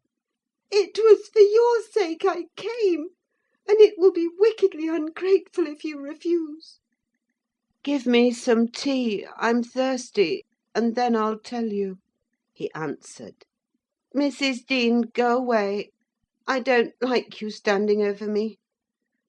Now, Catherine, you're letting your tears fall into my cup. I won't drink that. Give me another." Catherine pushed another to him and wiped her face. I felt disgusted at the little wretch's composure, since he was no longer in terror for himself.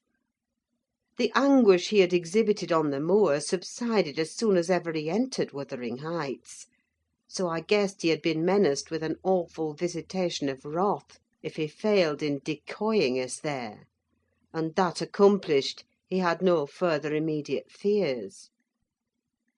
"Papa wants us to be married," he continued, after sipping some of the liquid. And he knows your papa wouldn't let us marry now, and he's afraid of my dying if we wait. So we are to be married in the morning, and you are to stay here all night; and if you do as he wishes, you shall return home next day, and take me with you." "Take you whither, pitiful changeling?" I exclaimed. "You marry? Why, the man is mad, or he thinks us fools every one. And do you imagine that beautiful young lady, that healthy, hearty girl, will tie herself to a little perishing monkey like you? Are you cherishing the notion that anybody, let alone Miss Catherine Linton, would have you for a husband? You want whipping for bringing us in here at all, with your dastardly puling tricks. And don't look so silly now. I've a very good mind to shake you severely for your contemptible treachery and your imbecile conceit." I did give him a slight shaking, but it brought on the cough, and he took to his ordinary resource of moaning and weeping, and Catherine rebuked me. "Stay all night? No," she said, looking slowly round. "Ellen, I'll burn that door down, but I'll get out." And she would have commenced the execution of her threat directly, but Linton was up in alarm for his dear self again. He clasped her in his two feeble arms, sobbing, "Won't you have me and save me? Not let me come to the Grange? Oh, darling Catherine, you mustn't go and leave after all. You must obey my father, you must." "I must obey my own," she replied, "and relieve him from this cruel suspense.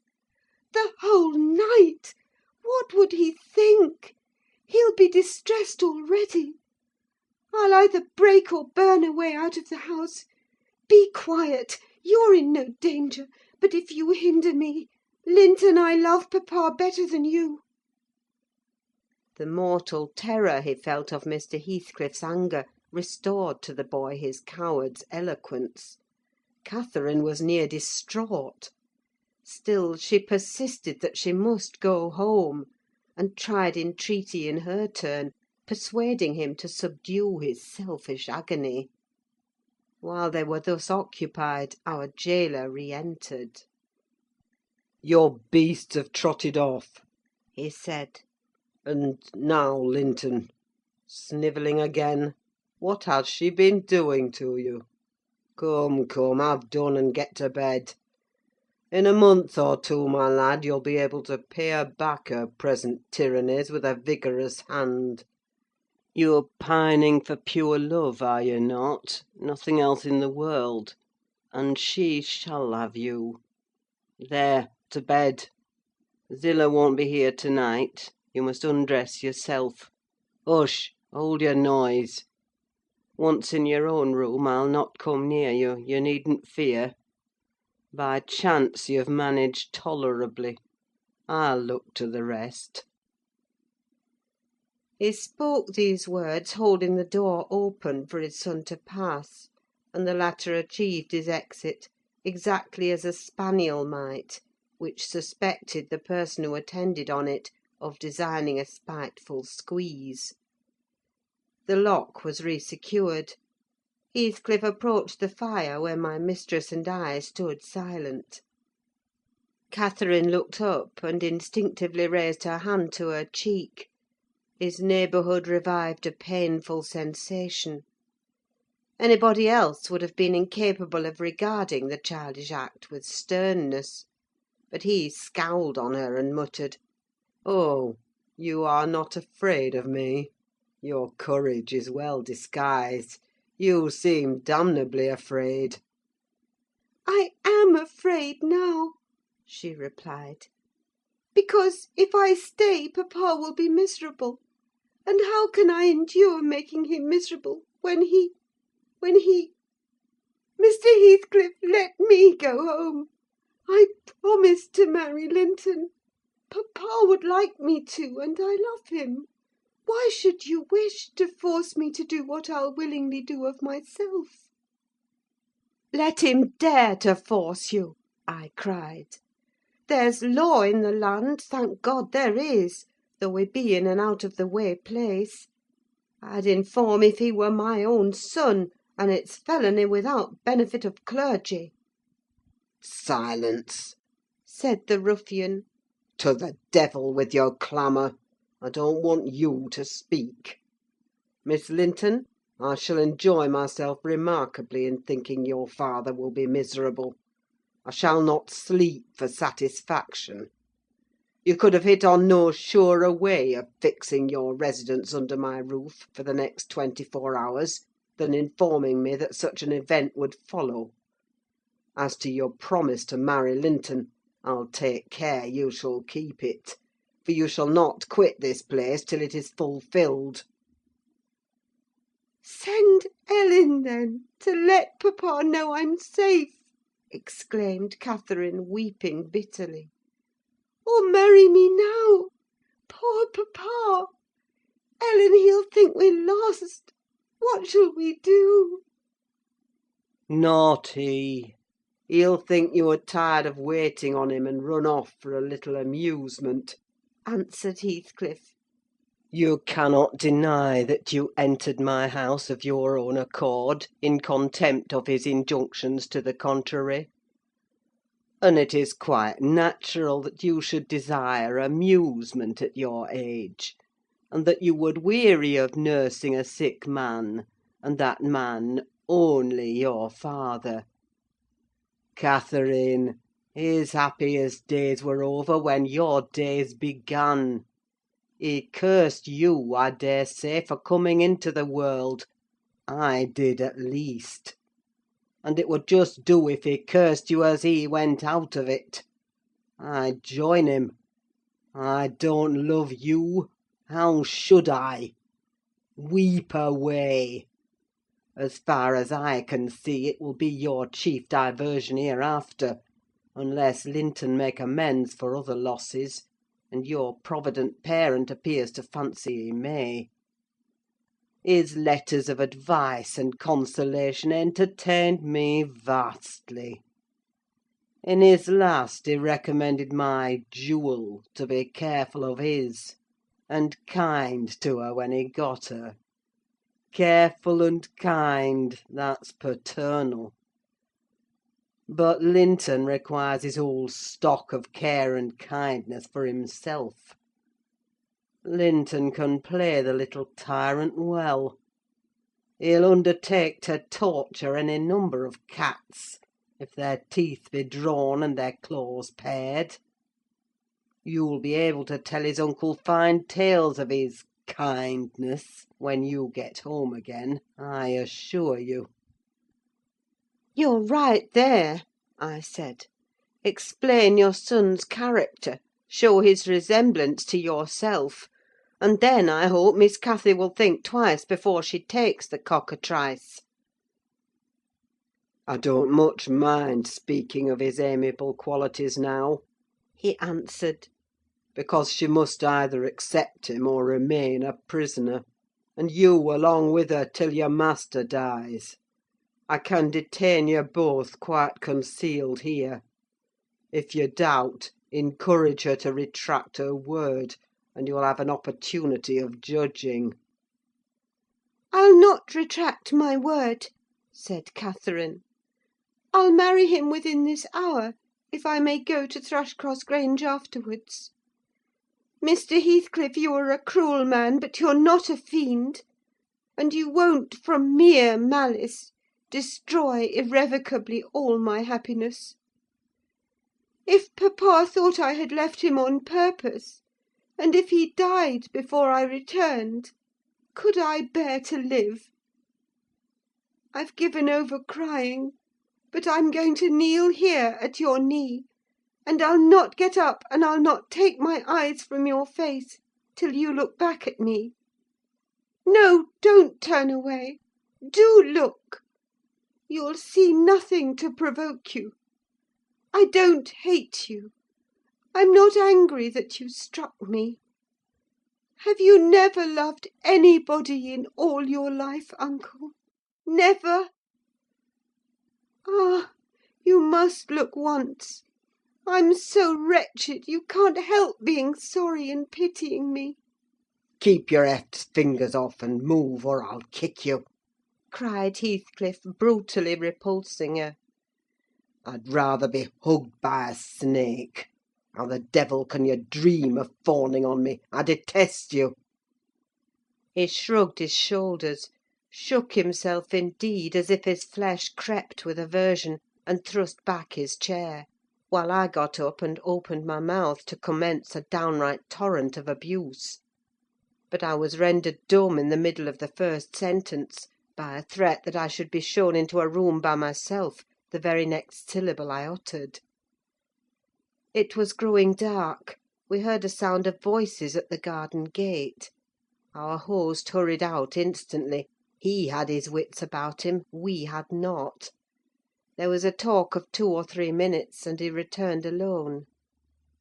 "I thought it had been your cousin Hareton," I observed to Catherine. "I wish he would arrive. Who knows but he might take our part?" It was 3 servants sent to seek you from the Grange," said Heathcliff, overhearing me. "You should have opened a lattice and called out; but I could swear that chit is glad you didn't. She's glad to be obliged to stay, I'm certain." At learning the chance we had missed, we both gave vent to our grief without control, and he allowed us to wail on till 9 o'clock. Then he bid us go upstairs through the kitchen to Zillah's chamber, and I whispered my companion to obey. Perhaps we might contrive to get through the window there, or into a garret, or out by its skylight. The window, however, was narrow like those below, and the garret trap was safe from our attempts, for we were fastened in as before. We neither of us lay down. Catherine took her station by the lattice, and watched anxiously for morning, a deep sigh being the only answer I could obtain to my frequent entreaties that she would try to rest. I seated myself in a chair and rocked to and fro, passing harsh judgment on my many derelictions of duty, from which, it struck me then, all the misfortunes of my employers sprang. It was not the case in reality, I am aware, but it was in my imagination that dismal night, and I thought Heathcliff himself less guilty than I. At 7 o'clock he came and inquired if Miss Linton had risen. She ran to the door immediately, and answered, "Yes." "Here, then," he said, opening it and pulling her out. I rose to follow, but he turned the lock again. I demanded my release. "Be patient," he replied. "I'll send up your breakfast in a while." I thumped on the panels and rattled the latch angrily, and Catherine asked why I was still shut up. He answered I must try to endure it another hour, and they went away. I endured it 2 or 3 hours. At length I heard a footstep, not Heathcliff's. "I've brought you something to eat," said a voice. "Open t' door." Complying eagerly, I beheld Hareton, laden with food enough to last me all day. "Tak' it," he added, thrusting the tray into my hand. "Stay 1 minute," I began. "Nay," cried he, and retired, regardless of any prayers I could pour forth to detain him. And there I remained enclosed the whole day, and the whole of the next night, and another, and another. 5 nights and 4 days I remained altogether, seeing nobody but Hareton once every morning, and he was a model of a gaoler: surly and dumb, and deaf to every attempt at moving his sense of justice or compassion. CHAPTER 28 On the 5th morning, or rather afternoon, a different step approached, lighter and shorter. and this time the person entered the room. It was Zillah, donned in her scarlet shawl, with a black silk bonnet on her head, and a willow basket swung to her arm. "Eh, dear Mrs. Dean!" she exclaimed. "Well, there is a talk about you at Gimmerton. I never thought but you were sunk in the Black Horse Marsh, and Missy with you, till master told me you'd been found, and he'd lodged you here. What! And you must have got on an island, sure! And how long were you in the hole? Did master save you, Mrs. Dean? But you're not so thin: you've not been so poorly, have you?" "Your master is a true scoundrel," I replied; "but he shall answer for it. He needn't have raised that tale: it shall all be laid bare." "What do you mean?" asked Zillah. "It's not his tale: they tell that in the village, about your being lost in the marsh; and I calls to Earnshaw when I come in, 'There's queer things Mr. Hareton happened since I went off. It's a sad pity of that likely young lass, and cant Nelly Dean.' He stared. I thought he had not heard aught, so I told him the rumour. The master listened, and he just smiled to himself, and said, If they have been in the marsh, they are out now, Zillah. Nelly Dean is lodged at this minute in your room. You can tell her to flit when you go up. Here is the key. The bog water got into her head, and she would have run home quite flighty; but I fixed her till she came round to her senses. You can bid her go to the Grange at once, if she be able, and carry a message from me, that her young lady will follow in time to attend the squire's funeral." "Mr. Edgar is not dead!" I gasped. "Oh, Zillah, Zillah!" "No, no, sit you down, my good mistress," she replied. "You're right thickly yet. He's not dead. Dr. Kenneth thinks he may last another day. I met him on the road, and asked." Instead of sitting down, I snatched my outdoor things, and hastened below, for the way was free. On entering the house, I looked about for some one to give information of Catherine. The place was filled with sunshine, and the door stood wide open, but nobody seemed at hand. As I hesitated whether to go off at once, or return and seek my mistress, a slight cough drew my attention to the hearth. Linton lay on the settle, sole tenant, sucking a stick of sugar candy, and pursuing my movements with apathetic eyes. "Where is Miss Catherine?" I demanded sternly, supposing I could frighten him into giving intelligence by catching him thus alone. He sucked on like an innocent. "Is she gone?" I said. "No," he replied. "She's upstairs. She's not to go. We won't let her." "You won't let her, little idiot!" I exclaimed. "Direct me to her room immediately, or I'll make you sing out sharply." "Papa would make you sing out if you attempted to get there," he answered. "He says I'm not to be soft with Catherine. She's my wife, and it's shameful that she should wish to leave me. He says she hates me, and wants me to die, that she may have my money; but she shan't have it, and she shan't go home: she never shall. She may cry and be sick as much as she pleases." He resumed his former occupation, closing his lids, as if he meant to drop asleep. "Master Heathcliff," I resumed, "have you forgotten all Catherine's kindness to you last winter, when you affirmed you loved her, and when she brought you books and sung you songs, and came many a time through wind and snow to see you? She wept to miss one evening because you would be disappointed, and you felt then that she was 100 times too good to you. And now you believe the lies your father tells, though you know he detests you both, and you join him against her. That's fine gratitude, is it not?" The corner of Linton's mouth fell, and he took the sugar candy from his lips. "Did she come to Wuthering Heights because she hated you?"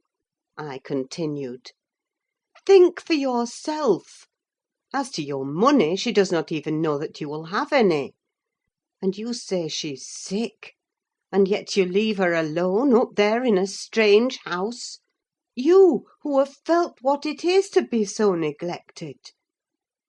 You could pity your own sufferings, and she pitied them too, but you won't pity hers. I shed tears, Master Heathcliff, you see.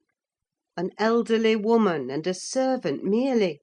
And you, after pretending such affection, and having reason to worship her almost, store every tear you have for yourself, and lie there quite at ease. Ah, you're a heartless, selfish boy!" "I can't stay with her," he answered crossly. "I'll not stay by myself. She cries so I can't bear it.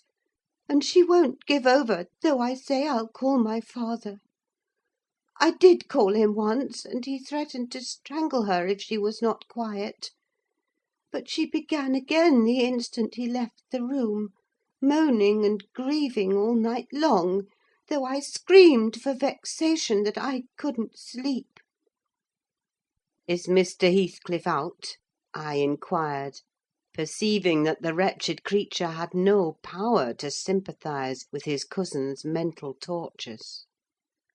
"He's in the court," he replied, "talking to Dr. Kenneth, who says uncle is dying truly at last. I'm glad, for I shall be master of the Grange after him. Catherine always spoke of it as her house. It isn't hers, it's mine. Papa says everything she has is mine. All her nice books are mine. She offered to give me them, and her pretty birds, and her pony Minnie, if I would get the key of our room and let her out. But I told her she had nothing to give, they were all mine. And then she cried, and took a little picture from her neck, and said I should have that. 2 pictures in a gold case, on one side her mother, and on the other uncle, when they were young. That was yesterday. I said they were mine too, and tried to get them from her. The spiteful thing wouldn't let me. She pushed me off and hurt me. I shrieked out, that frightens her. She heard papa coming, and she broke the hinges, and divided the case, and gave me her mother's portrait. The other she attempted to hide, but papa asked what was the matter, and I explained it. He took the one I had away, and ordered her to resign hers to me. She refused, and he struck her down, and wrenched it off the chain, and crushed it with his foot." "And were you pleased to see her struck?" I asked, having my designs in encouraging his talk. "I winked," he answered. "I winked to see my father strike a dog or a horse, he does it so hard. Yet I was glad at first. She deserved punishing for pushing me. But when papa was gone, she made me come to the window, and showed me her cheek, cut on the inside against her teeth, and her mouth filling with blood. And then she gathered up the bits of the picture, and went and sat down with her face to the wall, and she has never spoken to me since, and I sometimes think she can't speak for pain. I don't like to think so, but she's a naughty thing for crying continually, and she looks so pale and wild, I'm afraid of her." "And you can get the key if you choose?" I said. "Yes, when I am upstairs," he answered; "but I can't walk upstairs now." "In what apartment is it?" I asked.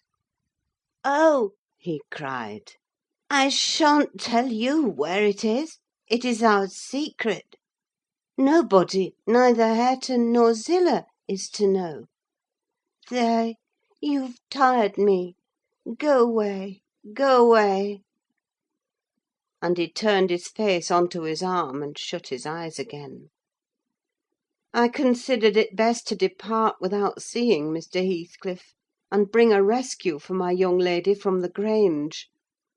On reaching it, the astonishment of my fellow servants to see me, and their joy also, was intense; and when they heard that their little mistress was safe, 2 or 3 were about to hurry up and shout the news at Mr. Edgar's door, but I bespoke the announcement of it myself. How changed I found him, even in those few days!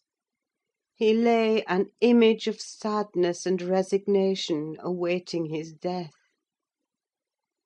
Very young he looked: though his actual age was 39, one would have called him 10 years younger at least. He thought of Catherine, for he murmured her name. I touched his hand and spoke. "Catherine is coming, dear master," I whispered.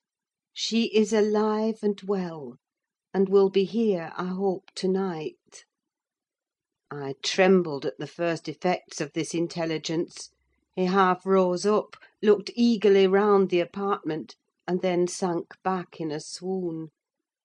As soon as he recovered, I related our compulsory visit and detention at the Heights. I said Heathcliff forced me to go in, which was not quite true. I uttered as little as possible against Linton, nor did I describe all his father's brutal conduct, my intentions being to add no bitterness, if I could help it, to his already overflowing cup. He divined that one of his enemy's purposes was to secure the personal property, as well as the estate, to his son, or rather himself; yet why he did not wait till his decease was a puzzle to my master, because ignorant how nearly he and his nephew would quit the world together. However, he felt that his will had better be altered: instead of leaving Catherine's fortune at her own disposal, he determined to put it in the hands of trustees, for her use during life, and for her children, if she had any, after her. By that means it could not fall to Mr. Heathcliff should Linton die. Having received his orders, I dispatched a man to fetch the attorney, and 4 more, provided with serviceable weapons, to demand my young lady of her gaoler. Both parties were delayed very late. The single servant returned first. He said Mr. Green, the lawyer, was out when he arrived at his house, and he had to wait 2 hours for his re-entrance; and then Mr. Green told him he had a little business in the village that must be done, but he would be at Thrushcross Grange before morning. The 4 men came back unaccompanied. They brought word that Catherine was ill, too ill to quit her room, and Heathcliff would not suffer them to see her.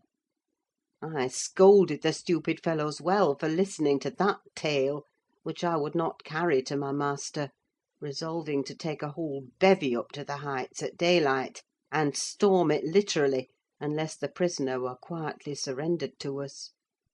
Her father shall see her, I vowed, and vowed again, if that devil be killed on his own door-stones in trying to prevent it.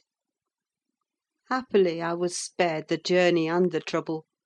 I had gone downstairs at 3 o'clock to fetch a jug of water, and was passing through the hall with it in my hand, when a sharp knock at the front door made me jump. "Oh, it is Green," I said, recollecting myself. "Only Green." And I went on, intending to send somebody else to open it; but the knock was repeated, not loud, and still importunately. I put the jug on the banister, and hastened to admit him myself. The harvest moon shone clear outside. It was not the attorney. My own sweet little mistress sprang on my neck, sobbing, "Ellen, Ellen, is papa alive?" "Yes," I cried. "Yes, my angel, he is. God be thanked you are safe with us again." She wanted to run, breathless as she was, upstairs to Mr. Linton's room; but I compelled her to sit down on a chair, and made her drink, and washed her pale face, chafing it into a faint colour with my apron. Then I said I must go first and tell of her arrival, imploring her to say she should be happy with young Heathcliff. She stared, but soon comprehending why I counselled her to utter the falsehood, she assured me she would not complain. I couldn't abide to be present at their meeting. I stood outside the chamber door a quarter of an hour, and hardly ventured near the bed then. All was composed, however. Catherine's despair was as silent as her father's joy. She supported him calmly in appearance, and he fixed on her features his raised eyes, that seemed dilating with ecstasy. He died blissfully, Mr. Lockwood: he died so. Kissing her cheek, he murmured, "I'm going to her, and you, darling child, shall come to us," and never stirred or spoke again, but continued that rapt, radiant gaze, till his pulse imperceptibly stopped, and his soul departed. None could have noticed the exact minute of his death: it was so entirely without a struggle. Whether Catherine had spent her tears, or whether the grief were too weighty to let them flow, she sat there dry-eyed till the sun rose. She sat till noon, and would still have remained brooding over that deathbed, but I insisted on her coming away and taking some repose. It was well I succeeded in removing her, for at dinner-time appeared the lawyer, having called at Wuthering Heights to get his instructions how to behave. He had sold himself to Mr. Heathcliff. That was the cause of his delay in obeying my master's summons. Fortunately, no thought of worldly affairs crossed the latter's mind to disturb him after his daughter's arrival. Mr. Green took upon himself to order everything and everybody about the place. He gave all the servants but me notice to quit. He would have carried his delegated authority to the point of insisting that Edgar Linton should not be buried beside his wife, but in the chapel with his family. There was the will, however, to hinder that, and my loud protestations against any infringement of its directions. The funeral was hurried over. Catherine, Mrs. Linton Heathcliff now, was suffered to stay at the Grange till her father's corpse had quitted it. She told me that her anguish had at last spurred Linton to incur the risk of liberating her. She heard the men I sent disputing at the door, and she gathered the sense of Heathcliff's answer. It drove her desperate. Linton, who had been conveyed up to the little parlour soon after I left, was terrified into fetching the key before his father reascended. He had the cunning to unlock and relock the door without shutting it; and when he should have gone to bed, he begged to sleep with Hareton, and his petition was granted for once. Catherine stole out before break of day. She dared not try the doors, lest the dog should raise an alarm. She visited the empty chambers and examined their windows; and luckily, lighting on her mother's, she got easily out of its lattice and on to the ground, by means of the fir-tree close by. Her accomplice suffered for his share in the escape, notwithstanding his timid contrivances. CHAPTER 29. The evening after the funeral, my young lady and I were seated in the library, now musing mournfully, one of us despairingly, on our loss, now venturing conjectures as to the gloomy future. We had just agreed the best destiny which could await Catherine would be a permission to continue resident at the Grange, at least during Linton's life; he being allowed to join her there, and I to remain as housekeeper. That seemed rather too favourable an arrangement to be hoped for; and yet I did hope, and began to cheer up under the prospect of retaining my home and my employment, and, above all, my beloved young mistress, when a servant, one of the discarded ones not yet departed, rushed hastily in, and said that devil Heathcliff was coming through the court, should he fasten the door in his face. If we had been mad enough to order that proceeding, we had not time.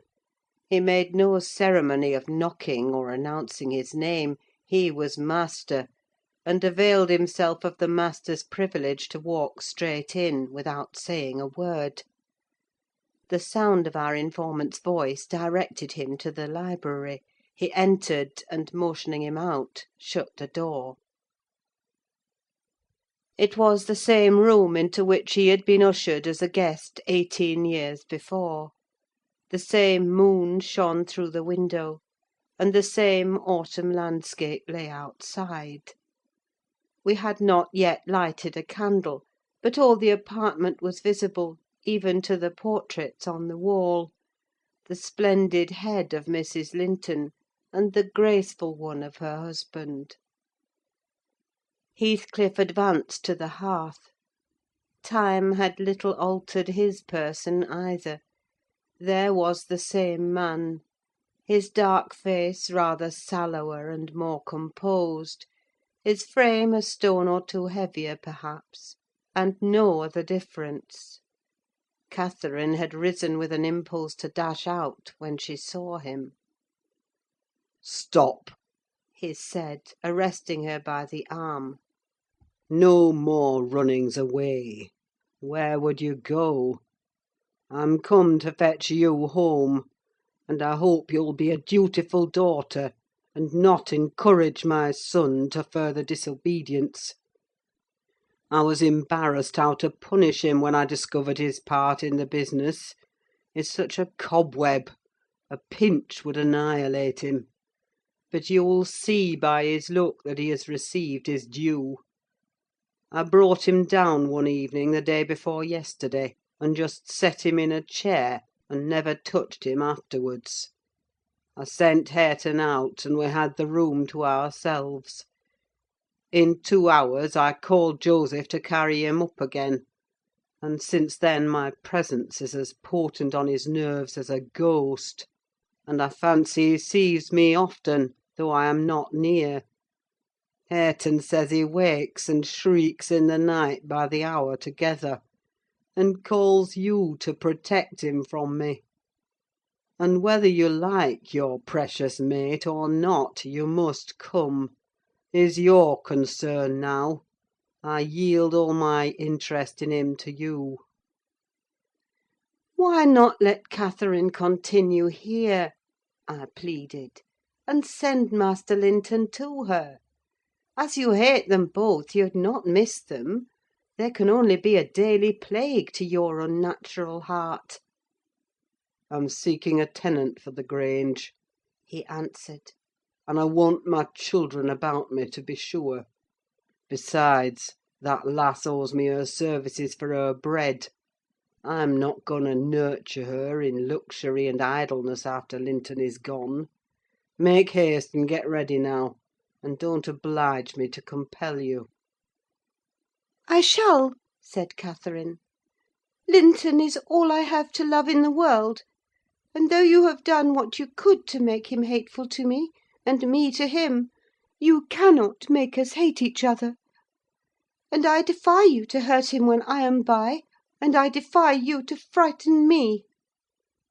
"You are a boastful champion," replied Heathcliff; "but I don't like you well enough to hurt him. You shall get the full benefit of the torment as long as it lasts. It is not I who will make him hateful to you: it is his own sweet spirit. He's as bitter as gall at your desertion and its consequences. Don't expect thanks for this noble devotion.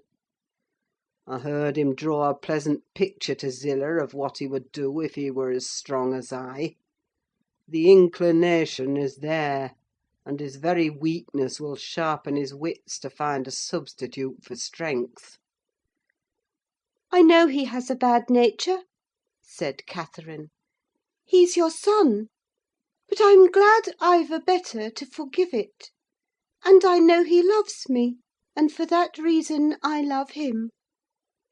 Mr. Heathcliff, you have nobody to love you; and, however miserable you make us, we shall still have the revenge of thinking that your cruelty arises from your greater misery. You are miserable, are you not? Lonely like the devil, and envious like him? Nobody loves you. Nobody will cry for you when you die. I wouldn't be you."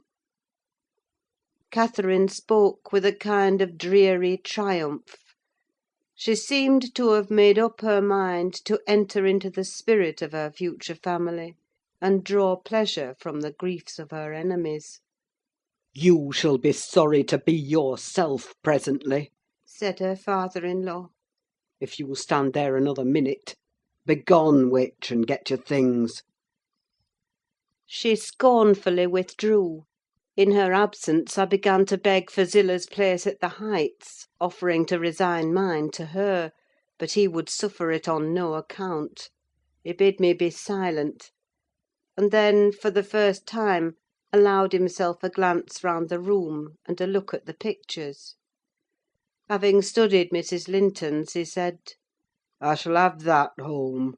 Not because I need it, but—" He turned abruptly to the fire, and continued with what, for lack of a better word, I must call a smile. "I'll tell you what I did yesterday. I got the sexton who was digging Linton's grave to remove the earth off her coffin lid, and I opened it. I thought once I would have stayed there. When I saw her face again, it is hers yet. He had hard work to stir me, but he said it would change if the air blew on it, and so I struck one side of the coffin loose, and covered it up. Not Linton's side, damn him! I wish he'd been soldered in lead.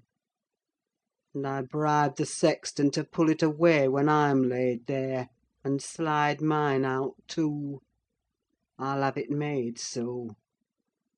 And then, by the time Linton gets to us, he'll not know which is which."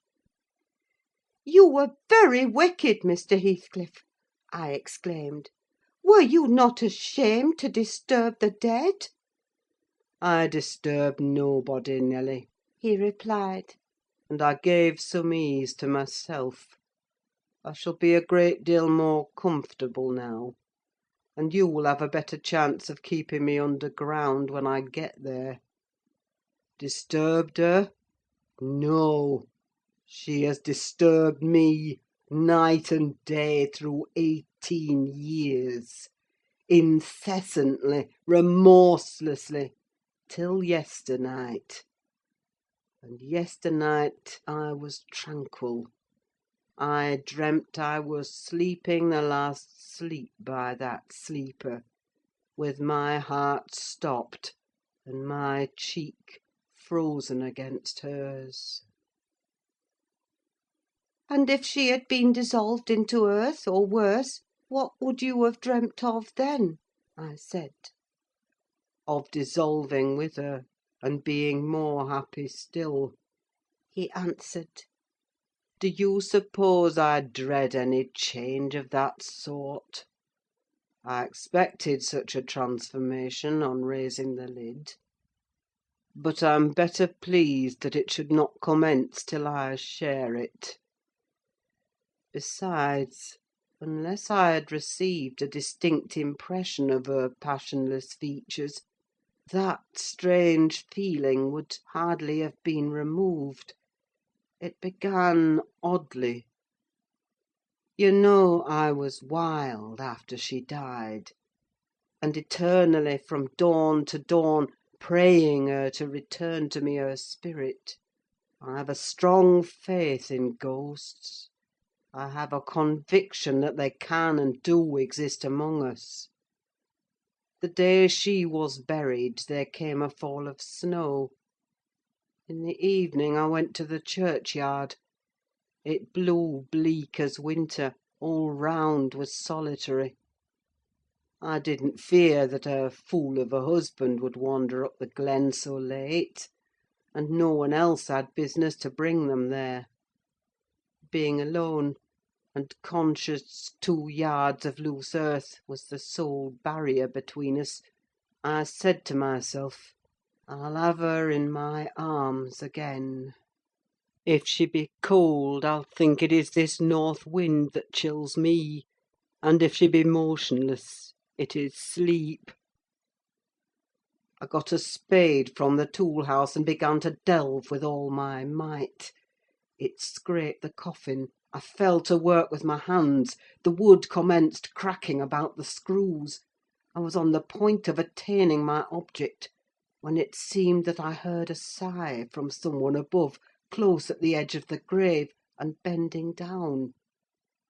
"If I can only get this off," I muttered, "I wish they may shovel in the earth over us both." And I wrenched at it more desperately still. There was another sigh, close at my ear.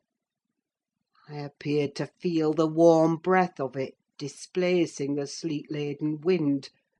I knew no living thing in flesh and blood was by, but as certainly as you perceive the approach to some substantial body in the dark, though it cannot be discerned, so certainly I felt that Cathy was there, not under me, but on the earth.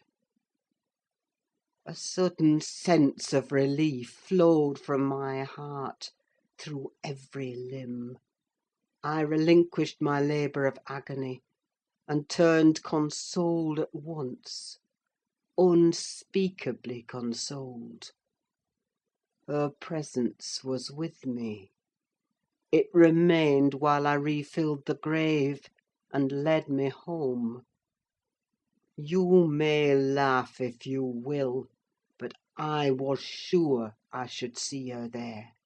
I was sure she was with me, and I could not help talking to her. Having reached the Heights, I rushed eagerly to the door. It was fastened, and I remember that accursed Earnshaw and my wife opposed my entrance.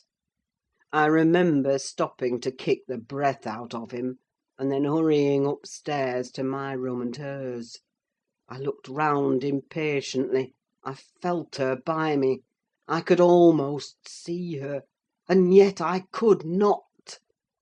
I ought to have sweat blood then from the anguish of my yearning, from the fervour of my supplications, to have but one glimpse. I had not one. She showed herself, as she often was in life, a devil to me. And since then, sometimes more and sometimes less, I've been the sport of that intolerable torture. Infernal! Keeping my nerves at such a stretch that, if they had not resembled catgut, they would long ago have relaxed to the feebleness of Linton's. When I sat in the house with Hareton, it seemed that on going out I should meet her. When I walked on the moors, I should meet her coming in. When I went from home, I hastened to return. She must be somewhere at the Heights, I was certain. And when I slept in her chamber, I was beaten out of that. I couldn't lie there. For the moment I closed my eyes, she was either outside the window, or sliding back the panels, or entering the room, or even resting her darling head on the same pillow as she did when a child. And I must open my lids to see. And so I opened and closed them 100 times a night, to be always disappointed. It racked me. I've often groaned aloud till that old rascal Joseph no doubt believed that my conscience was playing the fiend inside of me. Now, since I've seen her, I'm pacified a little. It was a strange way of killing. Not by inches, but by fractions of hairbreadths, to beguile me with the spectre of a hope through 18 years. Mr. Heathcliff paused and wiped his forehead. His hair clung to it wet with perspiration. His eyes were fixed on the red embers of the fire, the brows not contracted but raised next the temples, diminishing the grim aspect of his countenance, but imparting a peculiar look of trouble, and a painful appearance of mental tension towards one absorbing subject. He only half addressed me, and I maintained silence. I didn't like to hear him talk. After a short period he resumed his meditation on the picture, took it down, and leant it against the sofa, to contemplate it at better advantage; and while so occupied, Catherine entered, announcing that she was ready, when her pony should be saddled. "Send that over to-morrow," said Heathcliff to me; then turning to her, he added, "You may do without your pony. It is a fine evening, and you'll need no ponies at Wuthering Heights.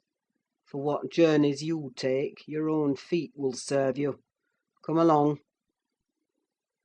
"Good-bye, Ellen," whispered my dear little mistress. As she kissed me, her lips felt like ice. "Come and see me, Ellen. Don't forget." "Take care you do no such thing, Mrs. Dean," said her new father. "When I wish to speak to you, I'll come here. I want none of your prying at my house." He signed her to precede him, and, casting back a look that cut my heart, she obeyed. I watched them from the window walk down the garden. Heathcliff fixed Catherine's arm under his, though she disputed the act at first, evidently; and with rapid strides he hurried her into the alley whose trees concealed them. Chapter 30. I have paid a visit to the Heights, but I have not seen her since she left. Joseph held the door in his hand when I called to ask after her, and wouldn't let me pass. He said Mrs. Linton was "thrang," and the master was not in. Zillah has told me something of the way they go on, otherwise I should hardly know who was dead and who living. She thinks Catherine haughty, and does not like her, I can guess by her talk. My young lady asked some aid of her when she first came, but Mr. Heathcliff told her to follow her own business, and let his daughter-in-law look after herself; and Zillah willingly acquiesced, being a narrow-minded, selfish woman. Catherine evinced a child's annoyance at this neglect, repaid it with contempt, and thus enlisted my informant among her enemies as securely as if she had done her some great wrong.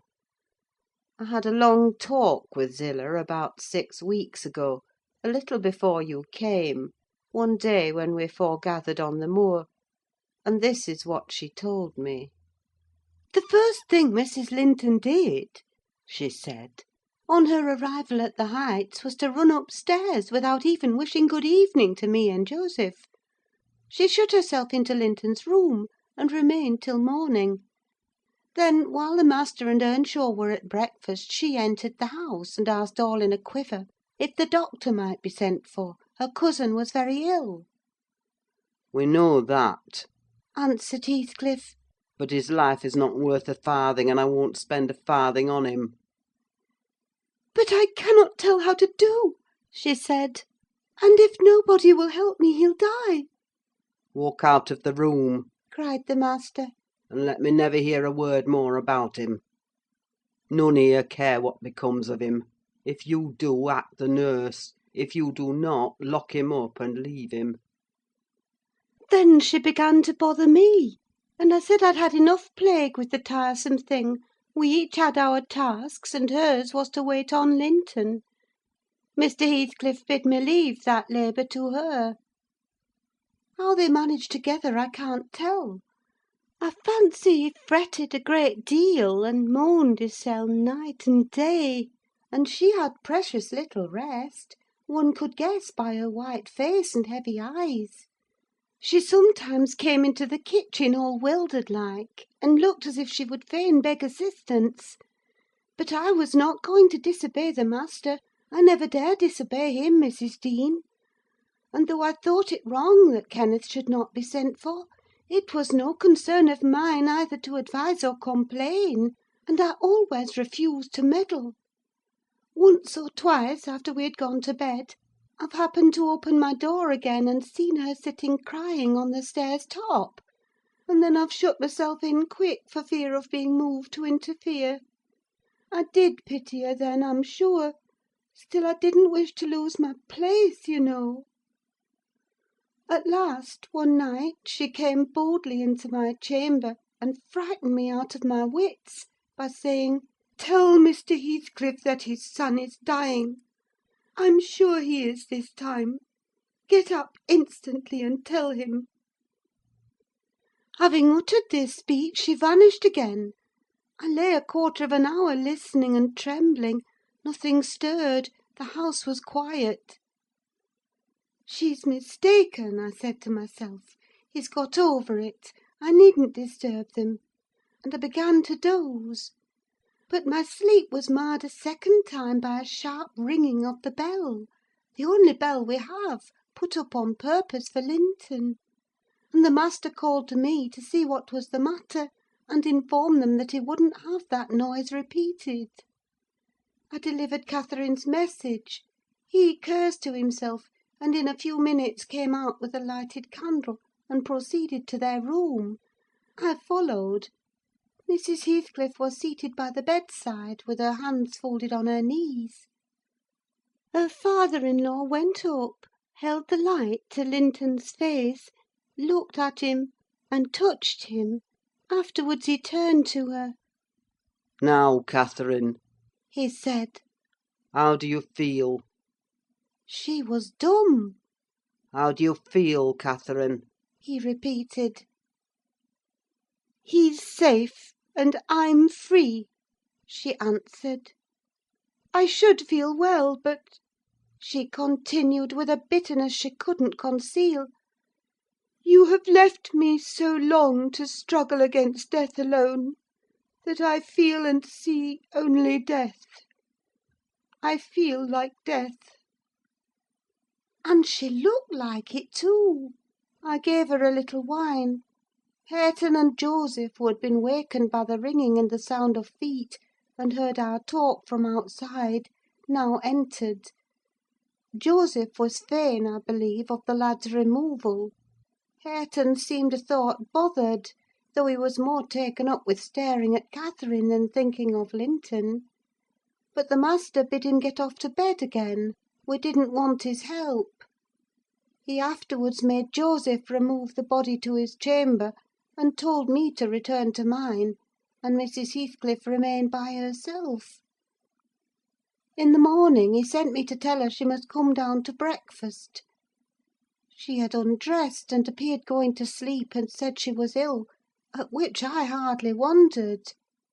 I informed Mr. Heathcliff, and he replied, Well, let her be till after the funeral, and go up now and then to get her what is needful, and as soon as she seems better, tell me. Cathy stayed upstairs a fortnight, according to Zillah, who visited her twice a day, and would have been rather more friendly, but her attempts at increasing kindness were proudly and promptly repelled. Heathcliff went up once to show her Linton's will. He had bequeathed the whole of his, and what had been her, movable property, to his father. The poor creature was threatened or coaxed into that act during her week's absence, when his uncle died. The lands, being a minor, he could not meddle with. However, Mr. Heathcliff has claimed and kept them in his wife's right, and his also: I suppose legally. At any rate, Catherine, destitute of cash and friends, cannot disturb his possession. Nobody, said Zillah, ever approached her door, except that once, but I, and nobody asked anything about her. The first occasion of her coming down into the house was on a Sunday afternoon. She had cried out, when I carried up her dinner, that she couldn't bear any longer being in the cold; and I told her the master was going to Thrushcross Grange, and Earnshaw and I needn't hinder her from descending. So, as soon as she heard Heathcliff's horse trot off, she made her appearance, donned in black, and her yellow curls combed back behind her ears as plain as a Quaker. She couldn't comb them out. Joseph and I generally go to chapel on Sundays. The kirk, you know, has no minister now, explained Mrs. Dean, and they call the Methodist or Baptist place, I can't say which it is, at Gimmerton, a chapel. Joseph had gone, she continued, but I thought it proper to bide at home. Young folks are always the better for an elder's overlooking, and Hareton, with all his bashfulness, isn't a model of nice behaviour. I let him know that his cousin would very likely sit with us, and she had been always used to see the Sabbath respected, so he had as good leave his guns and bits of indoor work alone while she stayed. He coloured up at the news, and cast his eyes over his hands and clothes. The train oil and gunpowder were shoved out of sight in a minute. I saw he meant to give her his company, and I guessed by his way he wanted to be presentable; so, laughing, as I durst not laugh when the master is by, I offered to help him, if he would, and joked at his confusion. He grew sullen and began to swear. "Now, Mrs. Dean," Zillah went on, seeing me not pleased by her manner, "you happen think your young lady too fine for Mr. Hareton, and happen you're right; but I own I should love well to bring her pride a peg lower. And what will all her learning and her daintiness do for her now? She's as poor as you or I: poorer, I'll be bound, you're saying; and I'm doing my little all that road." Hareton allowed Zillah to give him her aid, and she flattered him into a good humour; so when Catherine came, half forgetting her former insults, he tried to make himself agreeable by the housekeeper's account. "Missis walked in," she said, "as chill as an icicle and as high as a princess. I got up and offered her my seat in the arm-chair. No, she turned up her nose at my civility. Earnshaw rose too, and bid her come to the settle and sit close by the fire: he was sure she was starved. "I've been starved a month and more," she answered, resting on the word as scornful as she could; and she got a chair for herself, and placed it at a distance from both of us. Having sat till she was warm, she began to look round, and discovered a number of books on the dresser. She was instantly upon her feet again, stretching to reach them, but they were too high up. Her cousin, after watching her endeavours a while, at last summoned courage to help her. She held her frock, and he filled it with the first that came to hand. That was a great advance for the lad. She didn't thank him, still he felt gratified that she had accepted his assistance, and ventured to stand behind as she examined them, and even to stoop and point out what struck his fancy in certain old pictures which they contained, nor was he daunted by the saucy style in which she jerked the page from his finger. He contented himself with going a bit farther back, and looking at her instead of the book. She continued reading, or seeking for something to read. His attention became by degrees quite centred in the study of her thick silky curls. Her face he couldn't see, and she couldn't see him. And perhaps, not quite awake to what he did, but attracted like a child to a candle, at last he proceeded from staring to touching. He put out his hand and stroked one curl, as gently as if it were a bird. He might have stuck a knife into her neck, she started round in such a taking. "Get away this moment! How dare you touch me? Why are you stopping there?" she cried, in a tone of disgust. "I can't endure you! I'll go upstairs again if you come near me." Mr. Hareton recoiled, looking as foolish as he could do. He sat down in the settle very quiet, and she continued turning over her volumes another half hour. Finally Earnshaw crossed over and whispered to me. "Will you ask her to read to us, Zillah? I'm stalled of doing now, and I could like to hear her. Do not say I wanted it, but ask of yourself." "Mr. Hareton wishes you would read to us, ma'am," I said immediately. "He'd take it very kindly; he'd be much obliged." She frowned, and looking up, answered, "Mr. Hareton, and the whole set of you, will be good enough to understand that I reject any pretence at kindness you have the hypocrisy to offer. I despise you, and will have nothing to say to any of you. When I would have given my life for one kind word, even to see one of your faces, you all kept off.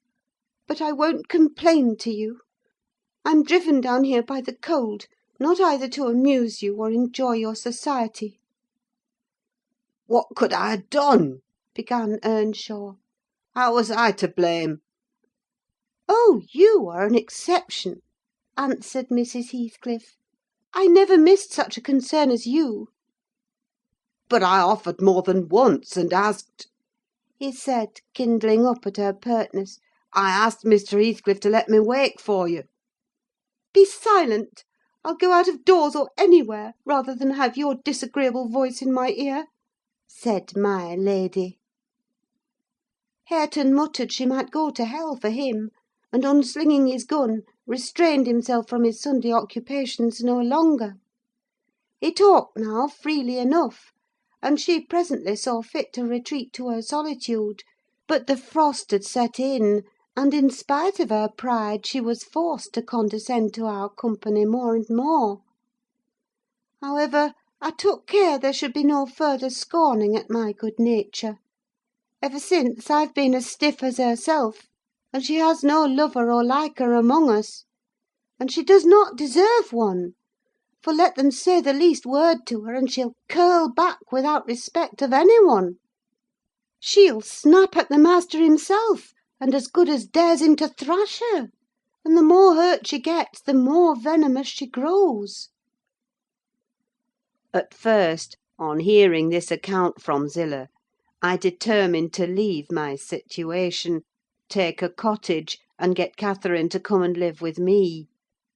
But Mr. Heathcliff would as soon permit that as he would set up Hareton in an independent house; and I can see no remedy at present, unless she could marry again; and that scheme it does not come within my province to arrange. Thus ended Mrs. Dean's story. Notwithstanding the doctor's prophecy, I am rapidly recovering strength; and though it be only the second week in January, I propose getting out on horseback in a day or two, and riding over to Wuthering Heights, to inform my landlord that I shall spend the next 6 months in London; and if he likes, he may look out for another tenant to take the place after October. I would not pass another winter here for much. CHAPTER 31 Yesterday was bright, calm, and frosty. I went to the Heights as I proposed. My housekeeper entreated me to bear a little note from her to her young lady, and I did not refuse, for the worthy woman was not conscious of anything odd in her request. The front door stood open, but the jealous gate was fastened as at my last visit. I knocked, and invoked Earnshaw from among the garden beds. He unchained it, and I entered. The fellow is as handsome a rustic as need be seen. I took particular notice of him this time, but then he does his best apparently to make the least of his advantages. I asked if Mr. Heathcliff were at home. He answered no, but he would be in at dinner time. It was 11 o'clock, and I announced my intention of going in and waiting for him, at which he immediately flung down his tools and accompanied me in the office of watch-dog, not as a substitute for the host. We entered together. Catherine was there, making herself useful in preparing some vegetables for the approaching meal. She looked more sulky and less spirited than when I had seen her first. She hardly raised her eyes to notice me, and continued her employment with the same disregard to common forms of politeness as before, never returning my bow and good morning by the slightest acknowledgment. She does not seem so amiable, I thought, as Mrs. Dean would persuade me to believe. She's a beauty, it is true, but not an angel. Earnshaw surlily bid her remove her things to the kitchen. Remove them yourself, she said, pushing them from her as soon as she had done, and retiring to a stool by the window, where she began to carve figures of birds and beasts out of the turnip parings in her lap. I approached her, pretending to desire a view of the garden, and, as I fancied, adroitly dropped Mrs. Dean's note on to her knee, unnoticed by Hareton; but she asked aloud, "What is that?" and chucked it off. "A letter from your old acquaintance, the housekeeper at the Grange," I answered, annoyed at her exposing my kind deed, and fearful lest it should be imagined a missive of my own. She would gladly have gathered it up at this information, but Hareton beat her. He seized and put it in his waistcoat, saying Mr. Heathcliff should look at it first. Thereat Catherine silently turned her face from us, and very stealthily drew out her pocket-handkerchief and applied it to her eyes; and her cousin, after struggling a while to keep down his softer feelings, pulled out the letter, and flung it on the floor beside her as ungraciously as he could. Catherine caught and perused it eagerly. Then she put a few questions to me concerning the inmates, rational and irrational, of her former home, and, gazing towards the hills, murmured in soliloquy, "I should like to be riding Minnie down there. I should like to be climbing up there. Oh, I'm tired! I'm stalled, Hareton." And she leant her pretty head back against the sill, with half a yawn and half a sigh, and lapsed into an aspect of abstracted sadness, neither caring nor knowing whether we remarked her. "Mrs. Heathcliff," I said, after sitting some time mute, "you are not aware that I am an acquaintance of yours: so intimate that I think it strange you won't come and speak to me. My housekeeper never wearies of talking about and praising you, and she'll be greatly disappointed if I return with no news of or from you, except that you received her letter and said nothing." She appeared to wonder at this speech, and asked, "Does Ellen like you?" "Yes, very well," I replied, hesitatingly. "You must tell her," she continued, "that I would answer her letter, but I have no materials for writing: not even a book from which I might tear a leaf." "No books!" I exclaimed. "How do you contrive to live here without them, if I may take the liberty to inquire? Though provided with a large library, I am frequently very dull at the Grange. Take my books away, and I should be desperate." "I was always reading when I had them," said Catherine.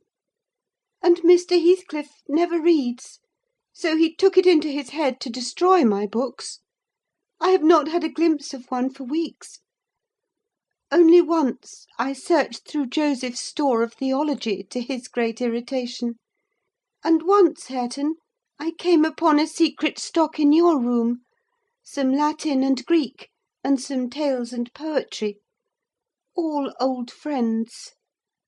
I brought the last here, and you gathered them as a magpie gathers silver spoons, for the mere love of stealing.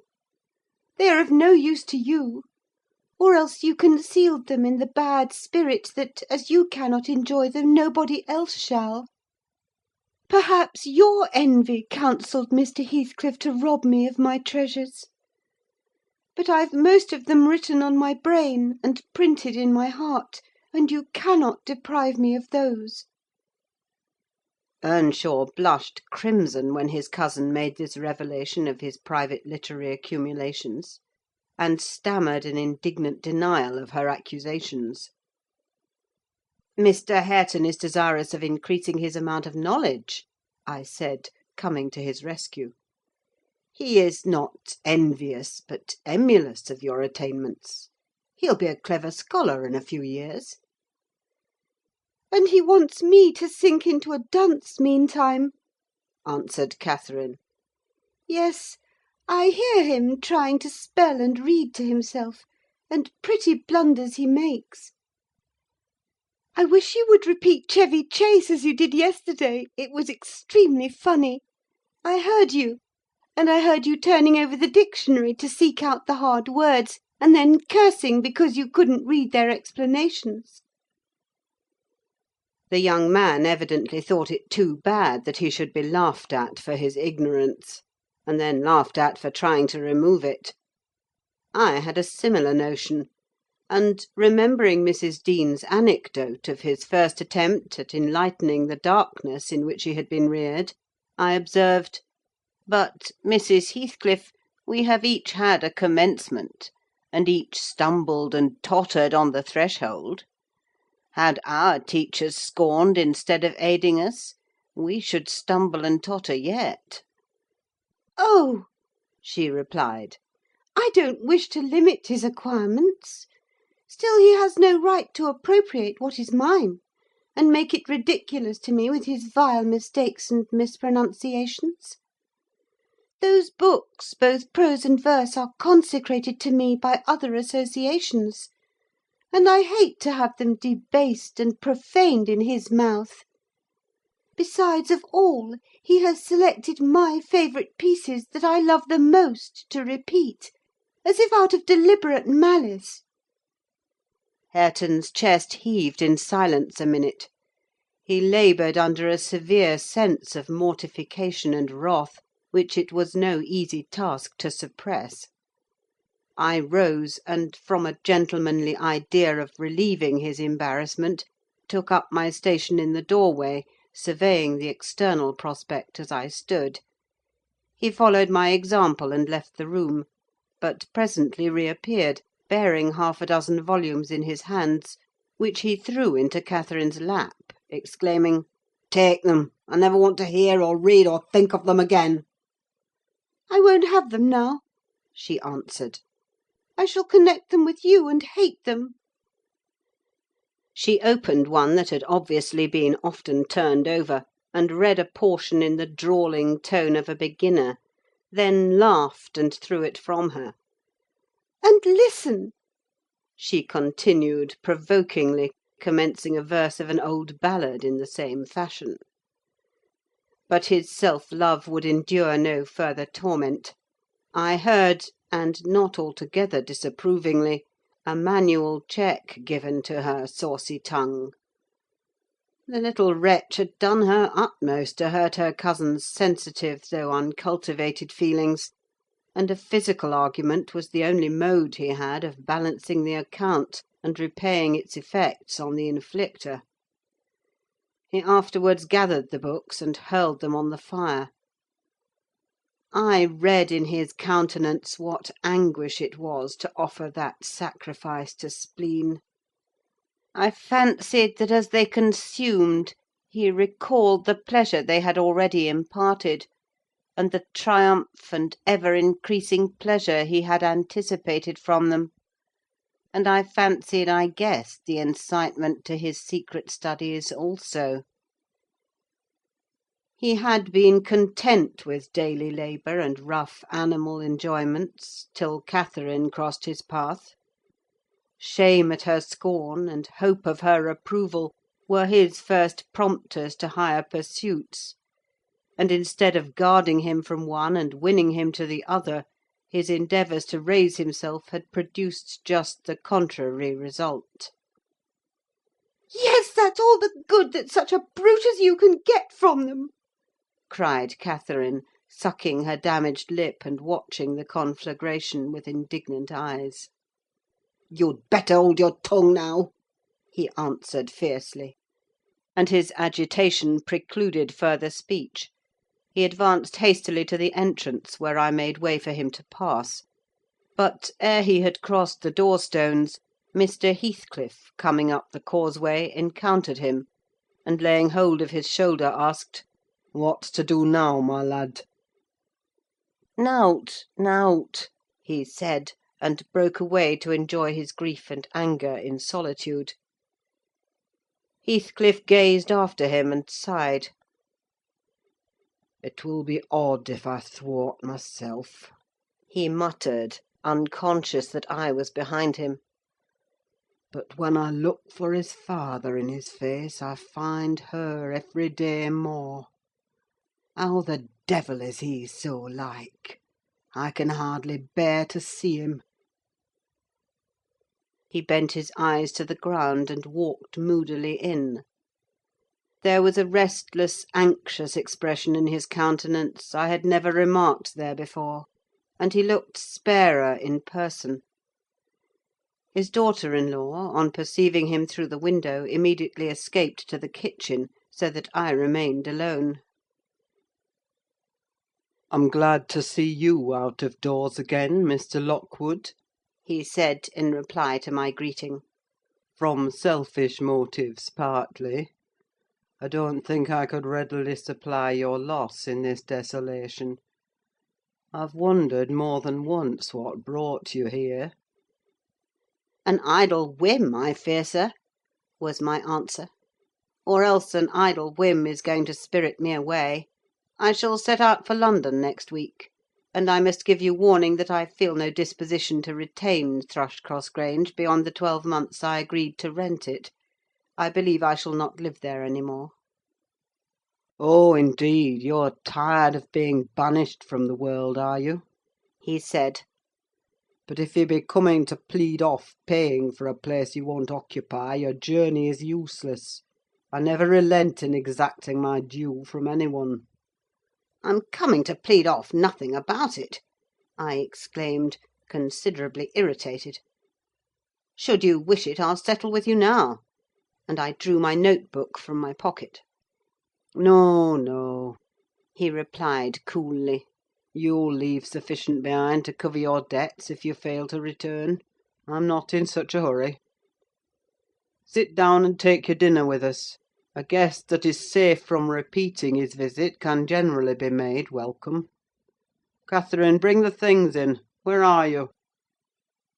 Catherine reappeared, bearing a tray of knives and forks. "You may get your dinner with Joseph," muttered Heathcliff aside. "and remain in the kitchen till he is gone."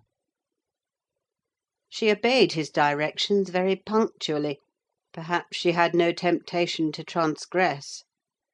Living among clowns and misanthropists, she probably cannot appreciate a better class of people when she meets them. With Mr. Heathcliff grim and saturnine on the one hand, and Hareton absolutely dumb on the other, I made a somewhat cheerless meal, and bade adieu early. I would have departed by the back way to get a last glimpse of Catherine, and annoy old Joseph; but Hareton received orders to lead up my horse, and my host himself escorted me to the door, so I could not fulfil my wish. How dreary life gets over in that house! I reflected while riding down the road. What a realisation of something more romantic than a fairy tale it would have been for Mrs. Linton Heathcliff, had she and I struck up an attachment as her good nurse desired, and migrated together into the stirring atmosphere of the town. End of chapter 31. Recording by Ruth Golding.